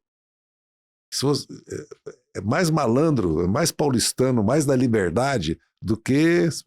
Assim, só falta sotaque italiano, quando eu cheguei na década de 60, né? Hoje já não sei, porque muitas famílias falavam italiano, genovês, ou catalão, ou galego, ou falava calabrês naquela época ainda, né? Estava muito pouco tempo do fim da guerra e da imigração também que houve forte no Brasil, nicei depois da guerra, né? Esse choque cultural também polarizou muito a sociedade, que se chama de polarização, mas no fundo são posições políticas, são visões de vida do mundo, certo? E a questão religiosa pesa muito no Brasil, porque o Brasil é uma nação cristã, mas não tem nada a ver com religião, tem a ver com posição. A pessoa não é porque ela é evangélica, porque os católicos também sempre fizeram política no Brasil, Aliás, apoiaram o golpe militar e depois teve a teologia da libertação. Aliás, o PT surgiu de dentro das igrejas, das pastorais, das SEBs, né? Então, é natural que os pastores façam política, que os evangélicos tenham posição política. A divergência que nós temos com eles não é de religião, é de posição política, sobre economia, sobre a família, sobre qualquer tema, sobre imposto, tem que cobrar ou não é divergência da religião. Porque fica parecendo que não tem nenhum problema. Lógico, há uma degradação da política, e já tem muitos evangélicos criticando, porque se você olhar alguns pastores, os aviões que eles têm, as casas que eles têm, o patrimônio que eles têm é assustador. E há muito uso comercial, há a pregação da violência, do ódio. E muitos setores religiosos estão se afastando, inclusive, desses pastores. E a geração nova que está entrando para a igreja evangélica, de 15, 17, 18 anos, não vai ter o mesmo comportamento dos pais, porque essa geração aceita todas essas mudanças do mundo. Eu vejo pela minha filha. É só você ver na tua casa, com amigos, com parentes, que tem pessoas evangélicas que não têm essa visão do Malafaia, vamos dizer assim, entendeu? Conservadora, reacionária, entendeu? Então, nós temos que separar essas questões. O que não é aceitável é a violência e o ódio na política e a negação da democracia. Você tem que aceitar a democracia. Não poder, e muito menos as Forças Armadas, os militares voltarem para qualquer atividade política partidária. Entendeu? Não pode. Forças Armadas, que são muito importantes para o Brasil, elas precisam ser modernizadas. Acho que essa coisa de serviço militar obrigatório. Hoje o Exército é profissional. Ela precisa se desenvolver tecnologia, ainda tem muita indústria de defesa lá, mas as Forças Armadas também têm que se reformar. Elas também têm que se democratizar, e elas não se democratizaram. Certo? Esse é um problema. É um tema sensível, porque é um pouco eles não aceitam, né? E uma parcela da sociedade também não aceita, mas é uma realidade. Então, ministro, vou acelerar um pouco aqui, porque eu quero falar um pouco do futuro do PT, quero falar também de controvérsias entre pensamento de esquerda e pensamento do pessoal de mercado, que está muito aqui dentro do podcast. Primeiro, o futuro do PT. Você foi bem enfático, o Lula é o candidato, a esquerda já tem um candidato. Mas muito se fala sobre a sucessão. Quem vai ser o próximo Lula? E a gente vê algumas lideranças surgindo, né? Até tá para vir aqui no Market Makers há um tempão, governador Piauí, que é do PT, está fazendo um bom trabalho, mas há uma distância ainda bem grande, né? Até de protagonismo nacional, idade mesmo, enfim. Você que foi um dos arquitetos do PT, tá aí o tempo, né, nessa construção, a construção do partido, a construção do poder do PT no Brasil. Por que não surgiu um sucessor, ou se ainda vai surgir? Enfim, como é que isso é trabalhado dentro aí nas reflexões sobre tudo isso que vocês construíram ao longo de todo esse tempo? Então, quem está mais preocupado com isso é o próprio Lula, nosso presidente. Por isso mesmo que ele me chamou e me pediu que voltasse a atuação dentro do partido e que nós fizéssemos uma renovação com Edinho, presidente, para começar uma autorreforma, uma reconstrução do PT, porque o PT passou o período de 13 a 19 muito reprimido, muito atacado, e se desorganizou muito, perdeu muitas bases. É muito forte, tem milhões de militantes, amigos, né? Não só filiados, mas como militantes e amigos também, tem uma base eleitoral sólida, social, mas se desorganizou muito. Sedes, a questão das redes, a questão geracional, certo? Por isso que nós voltamos a fazer a eleição direta também no PT, que é uma maneira de... E vamos introduzir o PT na era do celular. Inclusive a OAB de São Paulo, eu votei pelo celular. E foi uma eleição disputadíssima. Várias chapas, votaram mais de 400 mil advogados, é possível. Queremos fazer muitas mudanças no PT. As lideranças estão surgindo. Você falou do Rafael Fonteles, né, que governa o Piauí, que é um exemplo. O Lula nomeou o Camilo Santana, o Wellington Dias e o Rui Costa ministros, que são ex-governadores, para que eles... o Lula tem prestigiado, inclusive ele e o Guilherme Boulos têm conversado sobre a possibilidade do Boulos ir para o governo, porque ele vê no Boulos uma liderança, certo? Tem o Fernando Haddad, que já foi prefeito de São Paulo, candidato a governador, aliás, garantiu a vitória do Lula como candidato a governador, porque a diferença é que nós tiramos 4 milhões de votos do Bolsonaro aqui, derrubava o que nós tínhamos no Nordeste. Nós ganhamos a eleição no Nordeste, mas podíamos perder em São Paulo, no Sudeste. Bolsonaro perdeu 7 milhões de votos em todo o Sudeste. Fernando Haddad também é uma liderança. Então, as lideranças vão surgir, mas qual é a nossa preocupação? Que sem um partido político não adianta ter uma liderança. Porque você vê que o Bolsonaro acabou criando um partido político, que é o PL, que não é um senhor partido político, né, que tem 92 deputados, não sei quantos, 14 senadores, e foi organizando o PL Juventude, o PL Mulher, abrindo sede, abrindo casas, fazendo política, fazendo inclusive política com os evangélicos, dentro da universidade, foram, né, no empresariado, e outros partidos também, o PP se aliou à União Brasil, o Partido Republicano está bem organizado, os partidos têm que se organizar. Então o Lula vê com muita preocupação, nosso presidente, a questão do PT. Organizar o PT, dar continuidade, certo? A uma política que nós sempre tivemos de um partido que esteja muito enraizado na sociedade, que mudou muito, né? A classe operária industrial diminuiu muito. O movimento sindical sofreu muito, teve reforma trabalhista, previdenciária, fim do imposto sindical, teve o golpe, teve a prisão do Lula. E a sociedade mudou muito, né? Hoje nós temos milhões de jovens que são empreendedores, milhões de jovens que estão no trabalho intermitente, estão de motoboy. Então o PT também tem que se abrir para toda essa nova realidade no mundo do trabalho. Nós estamos fazendo um esforço, e o governo também. Aliás, eu tenho defendido muito que o governo tenha uma política com relação aos motoboys, aos trabalhadores de aplicativo, que atenda às necessidades imediatas deles. Talvez mais o financiamento de moto elétrica nova, mais o financiamento sobre acidente, que é gravíssimo, e sobre a previdência, porque eles mesmos estão construindo uma agenda já com a iFood, com a Uber, com o 99, de algumas demandas. Isso achar que essas categorias vão trabalhar em péssimas condições de trabalho, muitas horas ganhando pouco, que não vai acontecer nada, é uma bobagem. Eles vão lutar, vão organizar uma pauta, como em todo o setor da sociedade. Todo mundo começa a organizar uma agenda que quer melhorar de vida. Ninguém fica aceitando uma situação de degradação de trabalho, ou de um trabalho de superexploração, ou de baixo salário, ou de péssimas condições de trabalho. Eu sempre cito o caso dos vigilantes.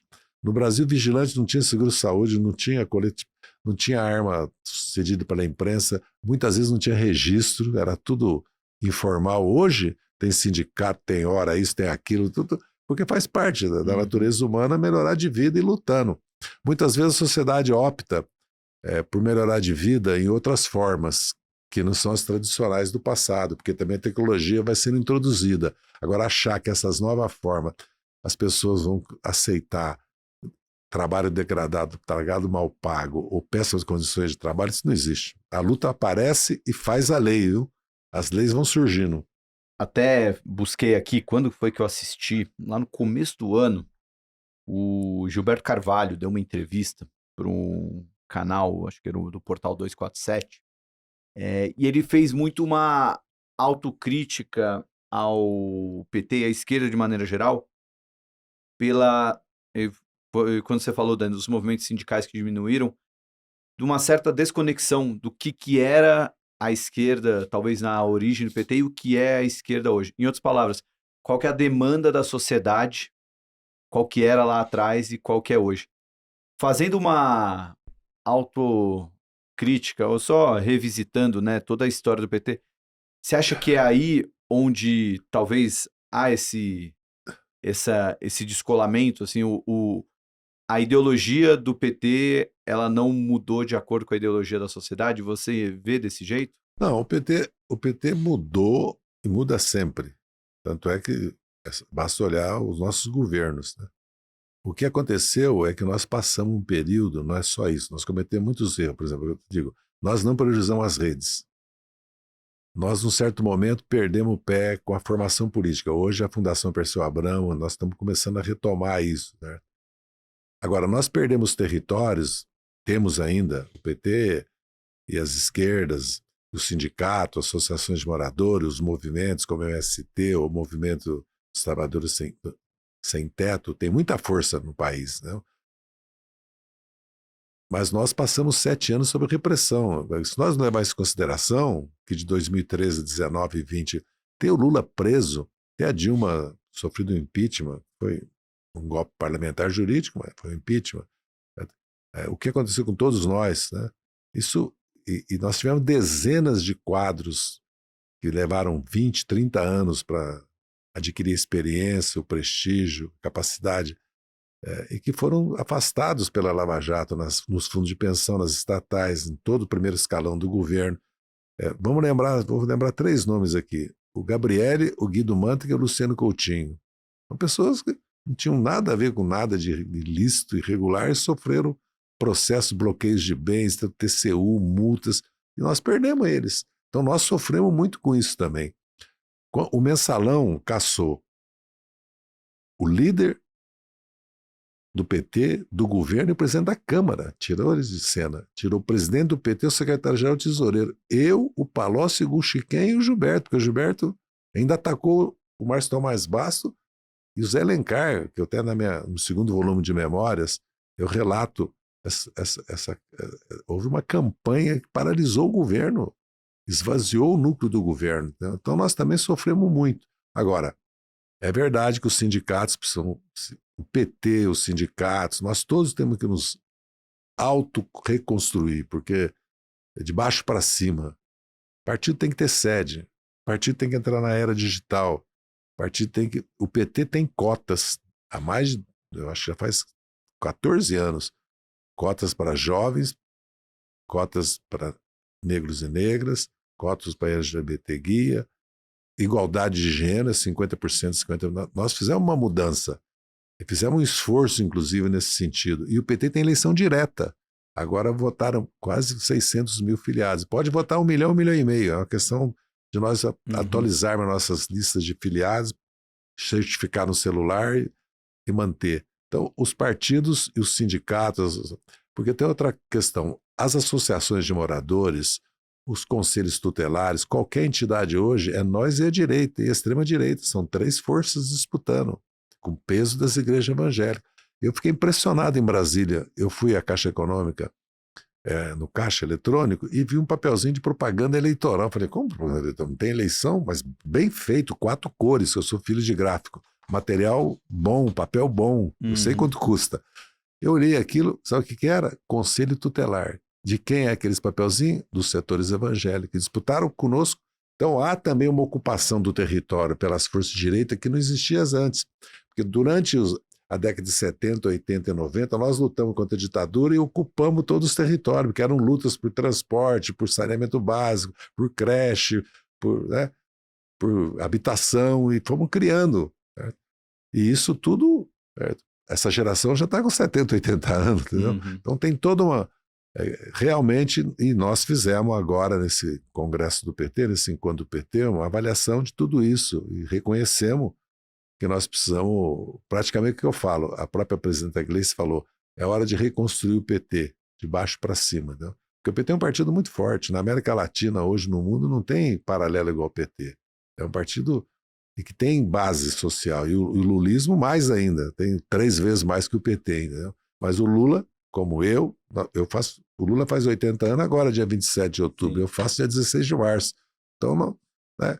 Mas eu acredito que há uma geração nova chegando. Inclusive, agora as vereadoras que nós elegemos no Brasil, todos os vereadores jovens, já é uma geração nova que está chegando. Isso é muito importante. Inclusive, o PT vai fazer um trabalho especial com relação a essa questão também. Ministro, queria que você agora deixar pergunta bem abrangente mesmo, porque como nosso público aqui, predominantemente do mercado financeiro, tem todos eles vêm aqui e dão suas opiniões sobre como está o governo, como está a situação econômica e tudo mais. Mas queria que você usasse agora esse espaço também para ou dar um recado para o mercado financeiro ou simplesmente mostrar o ponto de vista de alguém que está do lado do governo, né? Pensando assim, que não, a gente vê muito embate no que a esquerda diz e o que o mercado acha certo, né? E acreditando que cada um tem seus pontos de vista e cada um acredita que está certo, né? O que o mercado financeiro, onde ele precisa abrir a cabeça para entender um pouco das ideias econômicas da esquerda? Bem, primeiro olhar para a Argentina. olhar para o Milei. Segundo, olhar para os Estados Unidos, que o Trump está fazendo, que não é com o Lula, não é com o PT, não é com a esquerda, é com o Brasil, o nosso país, é pelo que o Brasil representa. E o Lula tem que responder como chefe de governo e de Estado, que é a nossa democracia que está em jogo. O que o Haddad e o presidente Lula propuseram? Cobrar imposto offshore, fundos exclusivos, lucro sobre capital próprio, ver a questão do imposto de renda, ver a questão de lucro e dividendo. Por quê? Porque o Brasil está com muita concentração de renda. Isso é entrave para o crescimento econômico do país. Nenhum país consegue crescer com essa concentração de renda, 1%, 0,01% ter a renda de quase 150 milhões, 1% ter um terço da renda, 10% ter quase a metade da renda do país. Como é que se desconcentra isso? Pela reforma tributária. Cobrar esses 10% sobre 400 mil, ou cobrar sobre 1 trilhão do lucro de dividendo, ou sobre os 500 bilhões, que são 400 mil também. Qual é o problema? É para que esse dinheiro? É para o Brasil crescer, para investir em tecnologia, na infraestrutura do país, em educação, e para evitar a dívida pública crescer, déficit público. Então nós não estamos pregando a extinção do mercado de capitais ou a estatização dos bancos. Agora, nós queremos manter a Caixa Econômica, o Banco do Brasil, o BNDES, o Banco do Nordeste,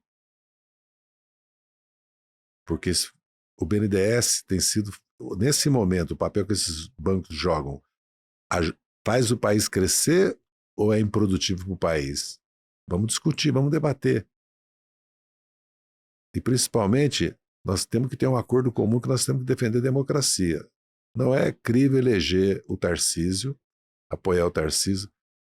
Pode ser pela agenda dele liberal, econômica, mas ele está se alinhando com o Trump, está se alinhando com o Bolsonaro, com o ataque ao Supremo, está pondo em questão a justiça eleitoral. Quer dizer, nós estamos voltando para a questão de tentativa de mudar o regime político brasileiro.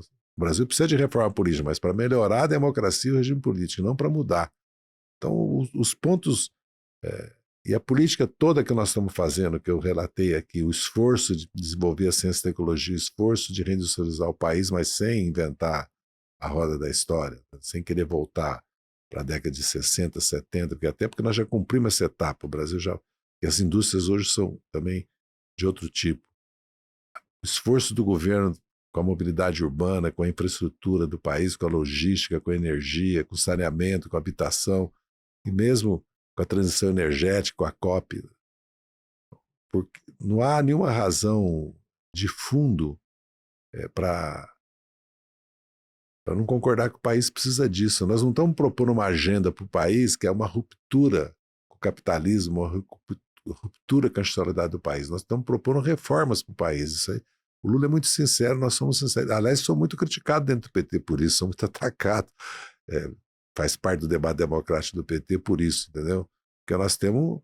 Porque analisando o mundo, o risco que o mundo corre de guerra, de avanço da extrema-direita, avanço, seja do fascismo, entendeu? Nós temos que preservar o Brasil disso. E principalmente, eu quero repetir, em primeiro lugar, o Brasil. Eu sempre falo, eu sirvo ao Brasil, ao governo do presidente Lula e ao meu partido. Nós temos que pensar no interesse nacional, no interesse do Brasil no mundo que nós estamos vivendo, que vai sofrer tantas transformações e tantos riscos que o país precisa de coesão, de unidade nacional.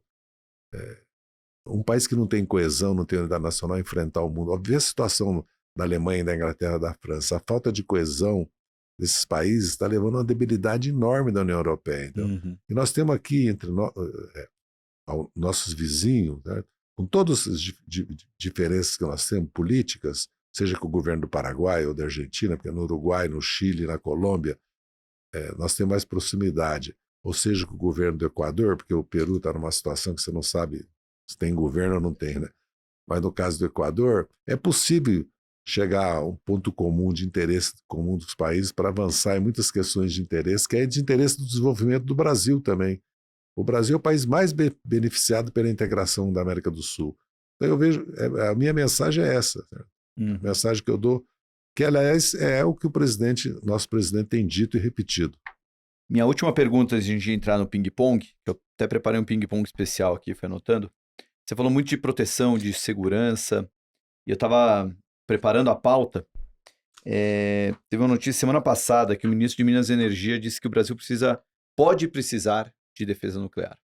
E você falou muito aí sobre a questão de soberania e tudo Mas mais. a nossa Constituição proíbe isso expressamente. Eu sou contrário a mexer na Constituição brasileira nessas questões, porque você falar que um país vai se armar nuclearmente, o que os nossos vizinhos vão pensar? Aí sim, o que os Estados Unidos vai pensar? Acho que nós já temos problemas demais. Não vamos. Outra coisa é que o Brasil tem o direito de desenvolver tecnologia nuclear. Aliás, nós desenvolvemos, nós temos um método próprio de enriquecimento de urânio. E nós temos o desenvolvimento submarino de propulsão nuclear. O Brasil tem a Lamar aqui que faz pesquisa. Isso no Brasil. O Brasil sempre foi muito cioso das tentativas dos norte-americanos de ser invasivo com relação ao desenvolvimento da nossa tecnologia, porque no fundo eles querem. Porque o Brasil já desenvolveu tecnologia que vamos lembrar da usina que eles venderam para nós de energia nuclear, a Westinghouse, que era um vagalume, né? Não funcionava, porque parece que esses países, você sabe que a Alemanha já fracassou também, parece que esses países nunca têm problemas graves, nunca erram, nunca produzem tecnologias que não servem para nada, entendeu? Então acho que esse é um tema que... Agora, nós temos que ter indústria de defesa nacional, forças armadas modernas, capazes de defender o Brasil, né? Ao mesmo tempo que sejam democráticos, que se reformem. Eu sempre ponho esse item que é muito, vamos dizer assim, polêmico, mas é preciso lembrar isso aí. Bom, ministro, 1h30 de papo, agora eu vou entrar no ping-pong. Foi tranquilo até aqui, né? Muito obrigado. Passou bem, né? O ping-pong a gente sempre faz as mesmas perguntinhas, mas eu coloquei algumas extras, porque algumas coisas que a gente foi falando no papo e também, né, li a sua biografia, então eu queria trazer algumas coisinhas aqui. Só lembrando, pessoal, no ping-pong a gente pergunta dos livros, quem quiser a lista de todos os livros recomendados nos episódios do Market Makers, é só mandar um e-mail para contato@mmakers.com.br. Só mandar lá, pedir a lista de livros e a gente manda a lista atualizada. Ministro, antes das perguntas padrões, queria saber qual que é a diferença entre direita e extrema-direita? Porque eu sempre ouço alguém falar, não, porque a extrema-direita... No caso nosso concreto é que a direita respeita a Constituição, reconhece o Supremo Tribunal Federal, reconhece o sistema político eleitoral brasileiro, inclusive as urnas eletrônicas, e atua dentro da Constituição. A extrema-direita tentou dar um golpe de Estado no Brasil, implantar uma ditadura cívico-militar, porque envolveu militares de alta patente e unidades militares, entendeu? E fez... Porque agora se fala que eles eram arruaceiros, baderneiros. Não, eles destruíram o parlamento brasileiro, a Câmara e o Senado, destruíram o Palácio do Planalto, destruíram a sede do Poder Judiciário. Isso é crime gravíssimo. Aliás, lembrando bem que nos Estados Unidos servir a um governo estrangeiro é inclusive punido com pena de morte, porque o Eduardo Bolsonaro está lá servindo um governo estrangeiro, e tem sorte que no Brasil não tem pena de morte. Quando você virou uma pessoa de esquerda? Quando foi o momento que você... Eu, na verdade, nasci numa família conservadora. Meu pai era da UDN, minha mãe, inclusive, tinha retrato do Eduardo Gomes. Mas, por sorte minha, meu pai tinha um sócio, João Mota, que era do PTB. Então eu cresci. E eu cresci na era do JK. E cresci um pouco também no varguismo, vamos dizer assim. Eu sou mineiro, então eu sou da montanha.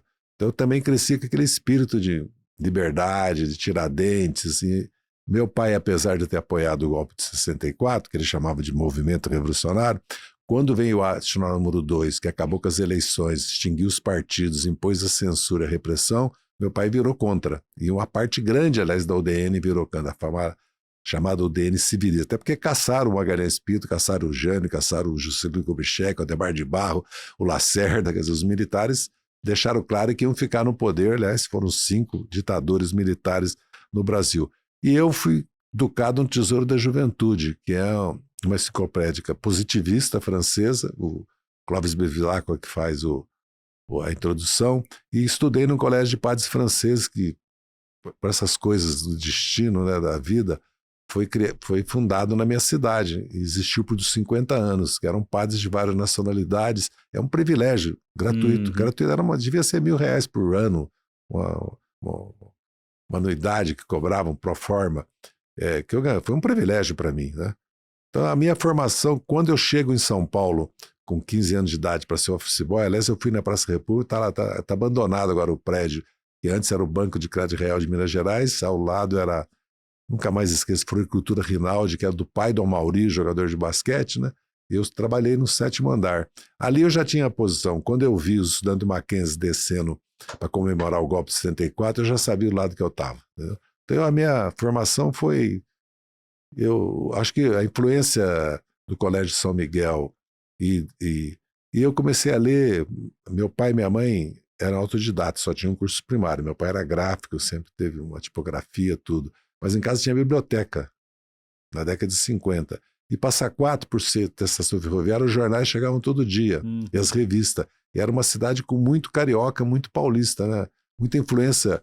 E eu tive também, quer dizer, a circunstância. Depois, quando eu entrei na faculdade, já era contra a ditadura já.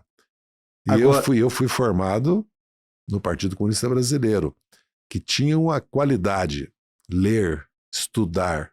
Outra coisa, eu e a minha geração, nós fazíamos movimento estudantil, lutar, mas nós estudávamos. Então... Você pode ver que todos, você pode pegar 10, 20 da minha geração que foram grandes empresários, políticos, governadores, prefeitos, senadores, médicos, engenheiros de alta qualidade, tudo. Porque nós tínhamos aquela coisa, nós não éramos estudante profissional, entendeu? Porque a ditadura criou esse termo, né? Que nós éramos estudante profissional, que era mentira. Que a gente não era estudante, não era estudante verdade. Profissional que ficava na faculdade só para... Não era verdade. Mas esse é um ponto também que eu queria saber de você. Se você era melhor uma pessoa mais estudiosa ou mais briguenta? Porque a sua biografia mostra muito esses dois lados, né? Cara que não fugia... Quando eu cheguei em São Paulo, eu assinei o Clube do Livro Edição Saraiva. Então eu li um clássico da literatura brasileira ou universal, todos os meses. Então eu tinha uma preocupação com o estudo. Eu tinha muitas dúvidas. Na verdade, o que eu queria fazer era mais, eu tentei fazer na GV, era mais economia e administração. Eu optei pelo direito, né? E eu optei pelo direito constitucional, direito internacional. Eu nunca fui direito administrativo, direito civil, direito eleitoral. Eu tinha já um viés no próprio estudo, né, como bacharel de ciência jurídica, muito voltado já para a questão política, e menos para a questão mesmo da advocacia penal, administrativa, civilista, entendeu? Eu já tinha vocação, porque a minha paixão era o direito constitucional, direito internacional, direito eleitoral, um pouco o direito tributário, mais pela questão social do que pela questão do direito tributário propriamente dito. Então, acho que é um pouco... E também eu sempre me guiei que vivendo e aprendendo, né? Essa pessoa achar que você sabe as coisas, você tem que aprender. Outra coisa, eu viajo, tenho obsessão por viajar, porque quando eu fui trocado pelo embaixador americano, nós e os outros 14 presos, no avião, estava gemado, no Arco 57, eu pensei comigo assim, eu saí de Passa Quatro com 14 anos, em 61, faz 8 anos que eu saí.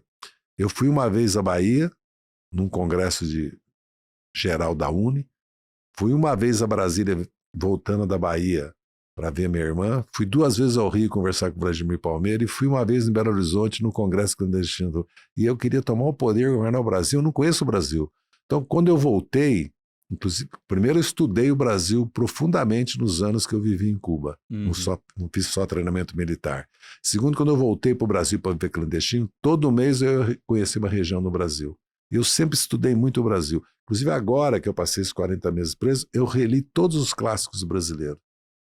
Da história do Brasil, da literatura, da economia. Fui visitar de novo Celso Furtado, Caio Prado, visitar todos. E mais, li Roberto Campos.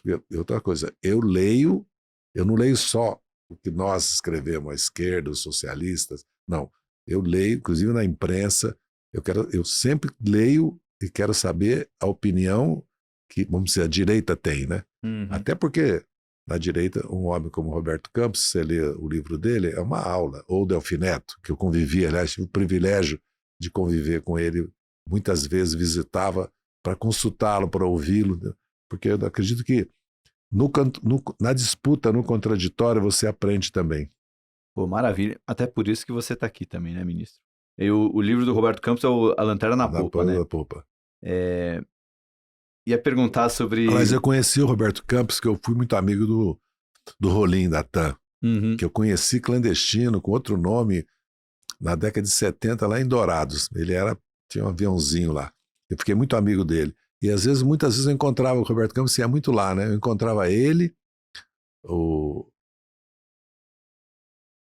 Rolim, e mais dois, que o Roberto Dourados, Mato Grosso? Não, encontrava aqui na TAM, lá no aeroporto. E o Roberto Campos era o maior contador de causas e de histórias. Você rolava de rir. Agora as perguntas padrões. Primeiro, um livro para você recomendar para a nossa audiência. Como eu fiz uma visita ao professor Beluso e o Natan estava lá, Crônicas Antieconômicas, que o professor Beluso e o Natan acabaram de publicar, eu vi, já está na Amazon já, inclusive. Tá. Crônicas Antieconômicas. E o livro para não ler? Eu vou fazer uma maldade com o Reinaldo Azevedo, País dos Petralha. Ele publicou 2 volumes. Eu gosto muito dele, sou admirador dele, mas esses livros dele... Reinaldo Azevedo, né? Uma música e por que essa música? Então, quando eu vim para São Paulo, eu tinha 14 anos de idade. Eu peguei carona, tem uns amigos meus, Expresso Siqueira, e o Joãozinho era da minha geração, mas quem dirigia os caminhões era mais o Valdir. Eu vim para São Paulo e fui morar com meu irmão e com eles no edifício São Vito, que é o famoso Treme-Treme, que foi implodido no Parque Dom Pedro, que era um edifício novinho. Algum esperto, né? Incorporador imobiliário, via aqueles caminhoneiros tudo dormindo nos caminhões, falou, não, vou construir um kitnet aqui, prédio, e vou vender para esse caminhoneiro. E o pessoal, os irmãos Siqueira, compraram um apartamento. E eu fiquei lá 8 meses nesse edifício. Mas eu tinha muita solidão, mas pensa tristeza e solidão, porque eu tinha 14, 15 anos de idade, eu ia morar sozinho em São Paulo. E estudar. Saindo de uma cidade que tinha quantos habitantes? 14 naquela época, por aí, devia ter 12, 14 mil.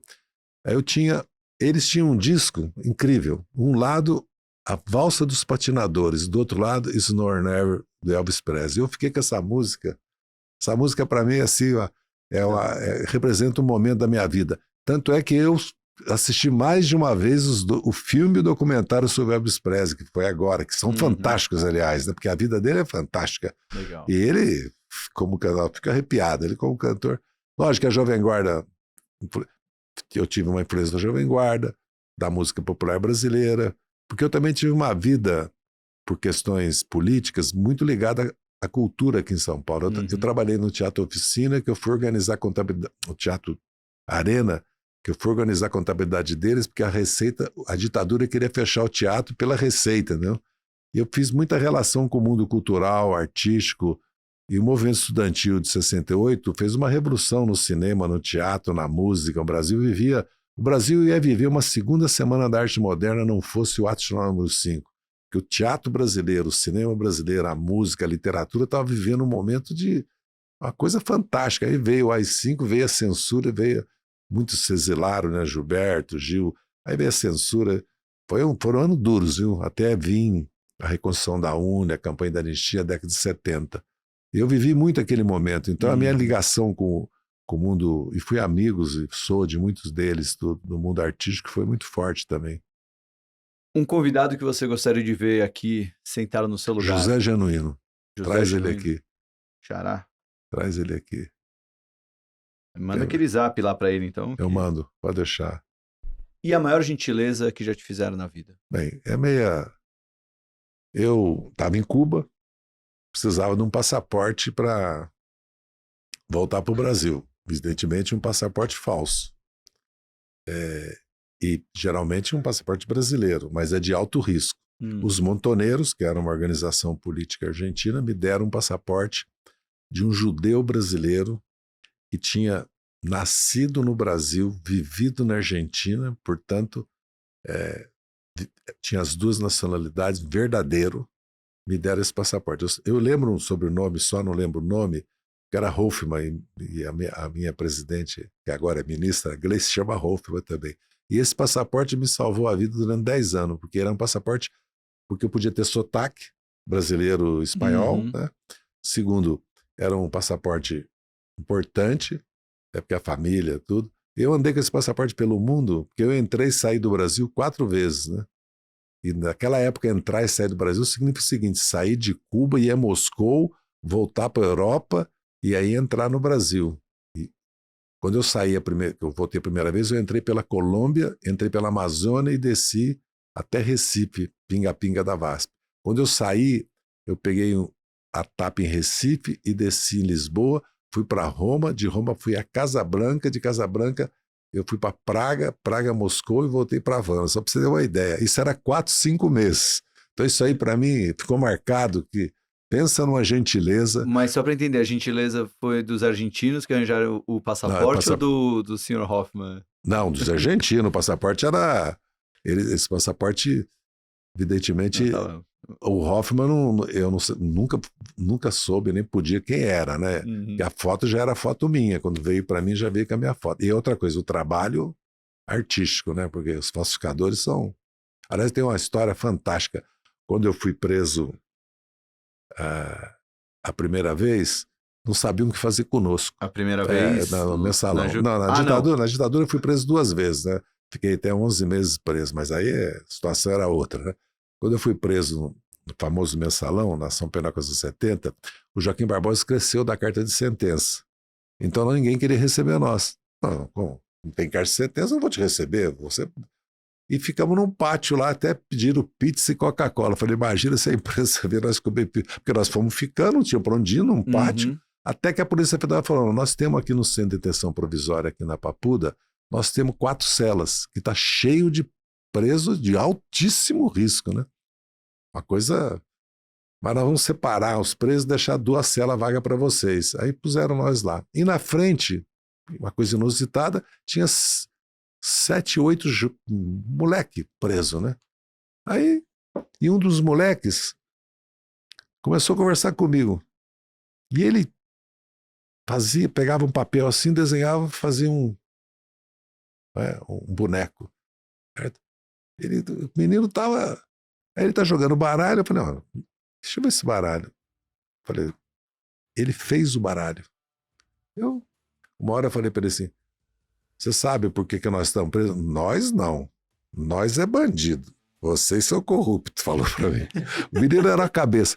Aí eu falei para ele assim, diz uma coisa, pô, você desenha essa maravilha? Ô velhinho, chama de velhinho. Ô velhinho, nós somos falsificador, né, velhinho? Aí eu falei pra ele, mentira. Ele falou, faz uma assinatura aí. Eu fiz a minha assinatura da clandestinidade, que é assim, ó, Carlos Henrique Gouveia de Mello, né? Que era meu nome na clandestinidade. E não é que ele faz igualzinho. Aí ele me mostrou o baralho perfeito. Você vê, falsificador. Aí eu me lembrei da época dos falsificadores de passaporte, que é uma arte aquilo, né? Você falsificar um passaporte. Então, esses são os causos da prisão, viu? Pô.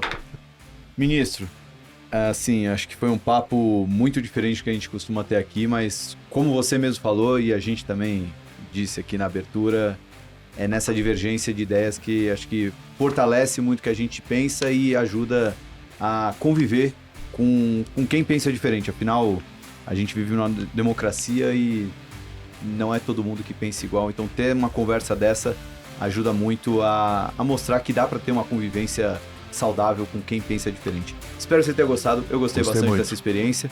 Ministro, valeu demais. Você que viu até o final, joinha no vídeo, se inscreve no canal. Market Maker está crescendo e vai crescer ainda mais. Toda terça, quinta e às vezes aos domingos eu estarei aqui às 18 horas no YouTube ou na sua plataforma de podcast. Até a próxima e tchau!